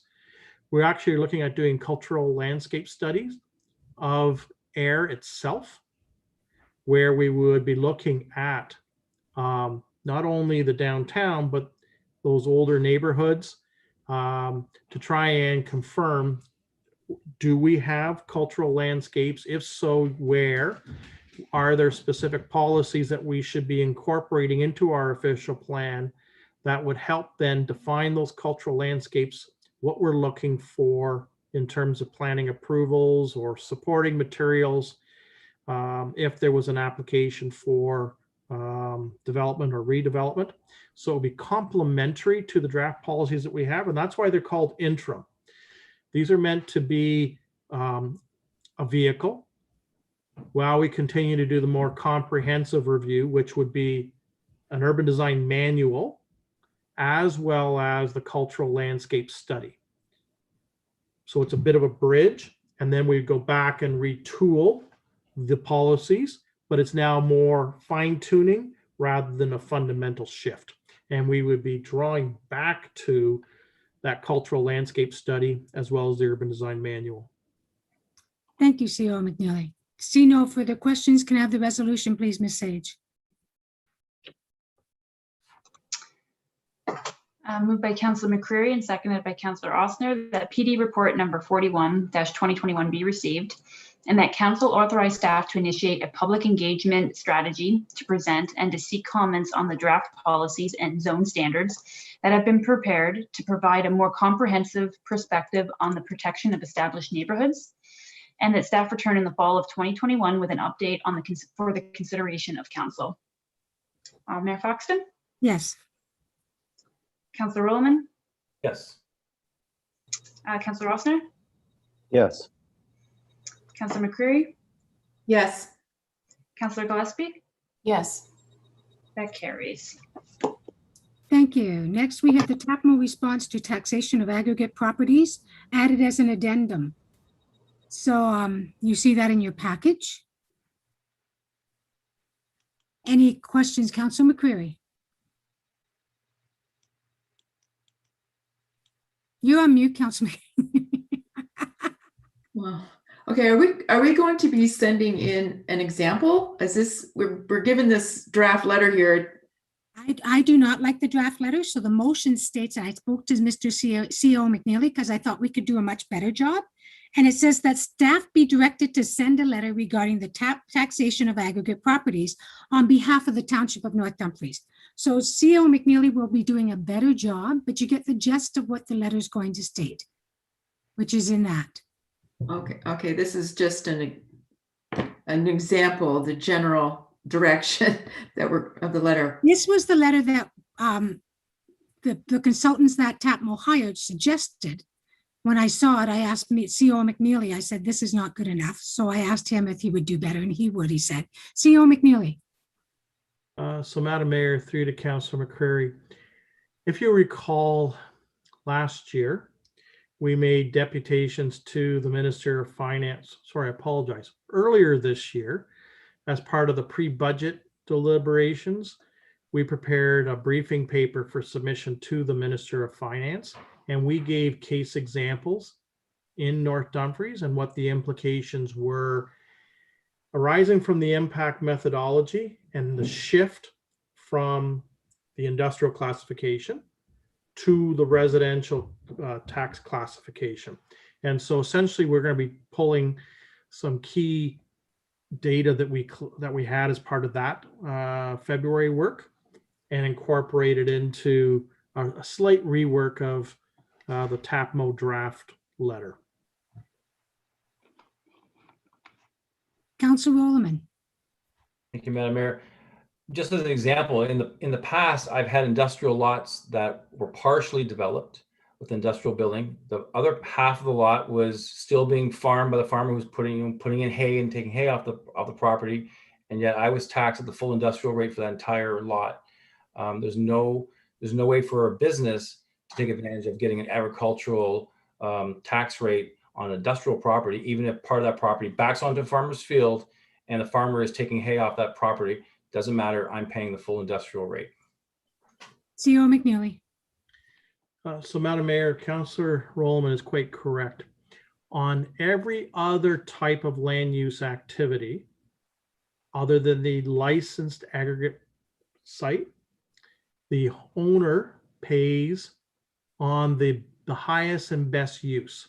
So if I look at, let's say, the property in question that Councillor Rollerman has identified, if it's a 4-acre property and 2 acres is currently active for the industrial use, but the other 2 is farmed for the purposes, I'm going to say property maintenance rather than true added value agriculture, the owner would still pay the industrial on the 4 acres because it's the highest and best use that's permitted through zoning. So there has been a recent decision, and my months may be wrong, but I believe it was in March of 2021. And it was appeals to a series of properties across Wellington County. And it was the County of Wellington that brought the case as to the Assessment Review Board. And the Assessment Review Board ruled in partial favor of what the County of Wellington had asked for. And so what that meant was there was an adjustment then going back over 4 or 5 years of assessment. and taxes paid on those properties that were flagged by the county as part of their appeal. The key elements: any area that had not been rehabilitated or was under active aggregate extraction was going to be taxed at the industrial rate. Okay. If you think about it, it makes sense in that the end use is supposed to be agriculture. You can't return the property to agricultural until the property has been rehabilitated. So if you're slow on the rehabilitation, you have frustrated the ability to have agricultural activity. Therefore, you as an owner have made a decision to maintain that portion as an industrial area, even though you may not be extracting product from that footprint. The other aspect was a universal ruling back with the settlement put forward by MPAC and the Ontario Sand and Gravel Association in the year 2016, which was that all land was going to be valued as Class 5. Now, there is no doubt there are pockets of lands that are converted for aggregate purposes that have Class 5, but it is not universal across all lands. And so what was also ruled in favor of the county is that the agricultural value assessment would be based on the classification of that property. So if it's Class 2 farmland, that has a higher value. And so instead of being, for sake of argument, $7,500 an acre, it might be $15,000 an acre in terms of what the market value would be, because higher quality of soil, greater opportunity for agricultural production or variety of crops that could be farmed on the property, and that goes directly to property value, highest and best use again. So there was a partial victory for Wellington County coming out of those appeals. They did not get everything that they had asked for, but it did move the needle a little bit more in favor of the county and the area municipalities. And so these discussions and the implications coming out of the Wellington decision is something that needs to be drilled down further with the ministry.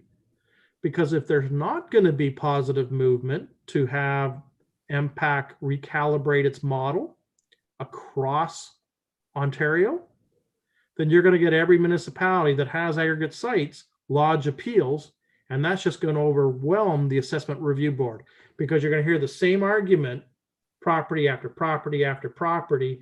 And if you multiply that across 40 or 50 municipalities, that's quite a significant number of hearings, all on the same argument, tying itself back to an earlier decision of the assessment review board coming out of the Wellington hearings. I want to give you one example. So there was a pit in Pushlands that was basically dormant. So they were paying Class 5 or Zone 5, whatever, for it, and very minimal taxes, if any. They went from dormant to extreme extraction, extracted it out completely, and rehabilitated it without paying a dime of taxes. In that time period, they never converted back to business, and then then they rehabilitated it, and then they sold it as business property. They made a killing without paying any taxes. Now, that would be okay if it wasn't the clause that says that the townships or the municipalities have this much money they need to pay their taxes to run the municipality. And then over those tax dollars is all the land. So if they're only paying 25 cents on the dollar, the rest of that 75 cents on the dollar is being absorbed by all the other residences in the township. So everyone in our municipality is paying the taxes for all those ones that aren't paying their share. Anyways, Andrew's going to rewrite the letter, but council will just endorse the letter in principle. He's just going to do a better job of it. And we will circulate the better letter to council once it's done. So can I have the motion, please? Moved by Councillor Rowland and seconded by Councillor Gillespie that the correspondence received from TAPMO regarding taxation of aggregate properties be received, and that staff be directed to send a letter regarding taxation of aggregate properties on behalf of the Township of North Dumfries. Mayor Foxton, Yes. Councillor Rowland, Yes. Councillor Oster, Yes. Councillor McCreary, Yes. Councillor Gillespie, Yes. that carries. Thank you. Next we have the correspondence. Does anybody have any correspondence they want pulled or to look at? Councillor Osner. Thank you, Madam Mayor. I'd like to actually support 9.1.7 from the town of Fort Erie in regards to capital gains on primary residence.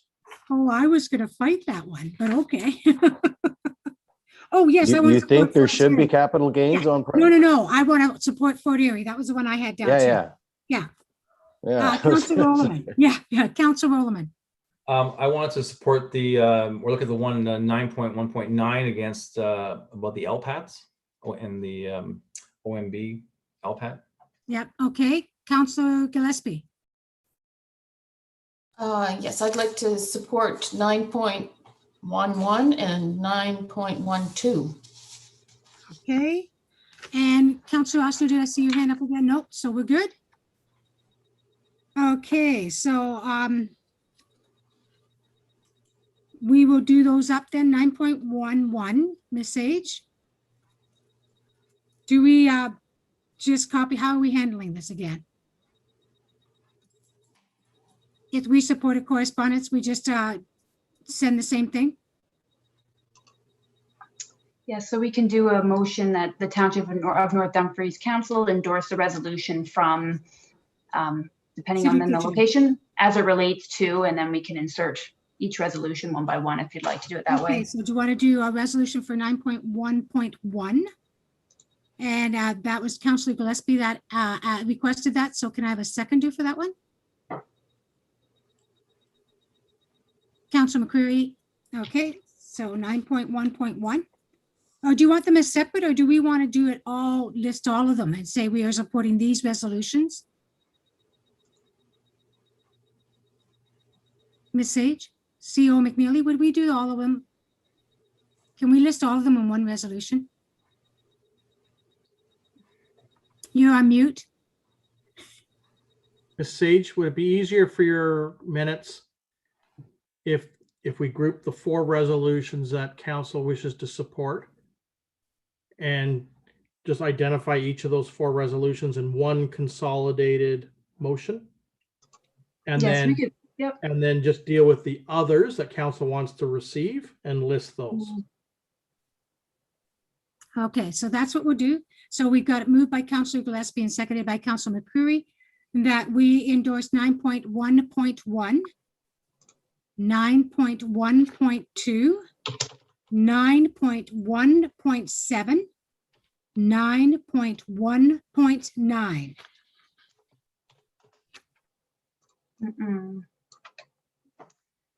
Certainly. So moved by Councillor Gillespie and seconded by Councillor McCreary that Township of North Dumfries Council endorse items, the following resolutions: 9.1.1, 9.1.2, 9.1.7, and 9.1.9. Mayor Foxton, your vote for that? Yes. Councillor Rowland? Yes. Councillor Osner? Yes. Councillor McCreary? Yes. Councillor Gillespie? Yes. That carries. And can the next motion state that council receives the remaining correspondence? Yeah.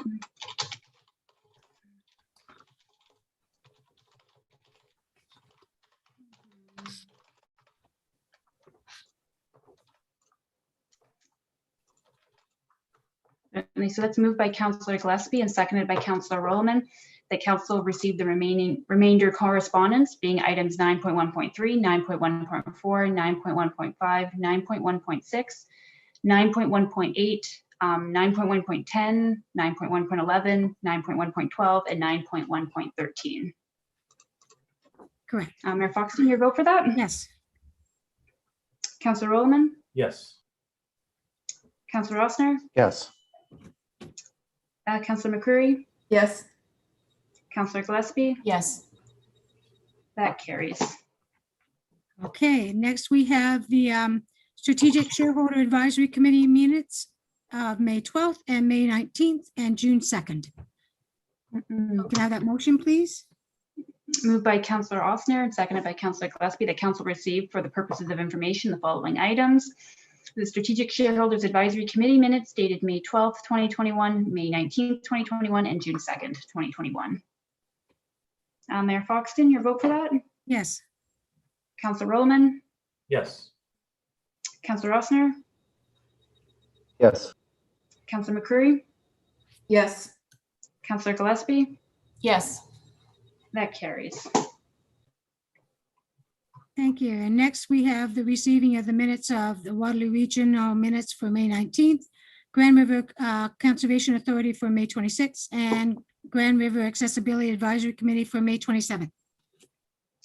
So that's moved by Councillor McCreary and seconded by Councillor Rollman that council received for the purposes of information the following items, and that's as presented in the on the agenda top sheet. Mayor Foxton, Yes. Councillor Rollman, Yes. Councillor Ossner, Yes. Councillor McCreary, Yes. Councillor Gillespie, Yes. that carries. Thank you. Councillor Rollman, do you have an item to present? Oh, thank you, Madam Mayor. Throughout the summer, early this summer, there was a number of complaints I received about the pool permit process. And I know it's since been resolved, but I wanted to make council aware if any other members of council had any issues. People were claiming that the package they received from the building department was not complete at the time, did not show the grading plan, etc. But I believe, and the CEO can correct me, but I believe that this has all been addressed since then, and that the building department now has it under control. But for a while there was quite a few complaints that I received about the grading plan and stormwater management.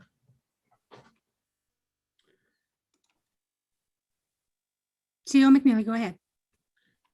Thank you, Madam Mayor.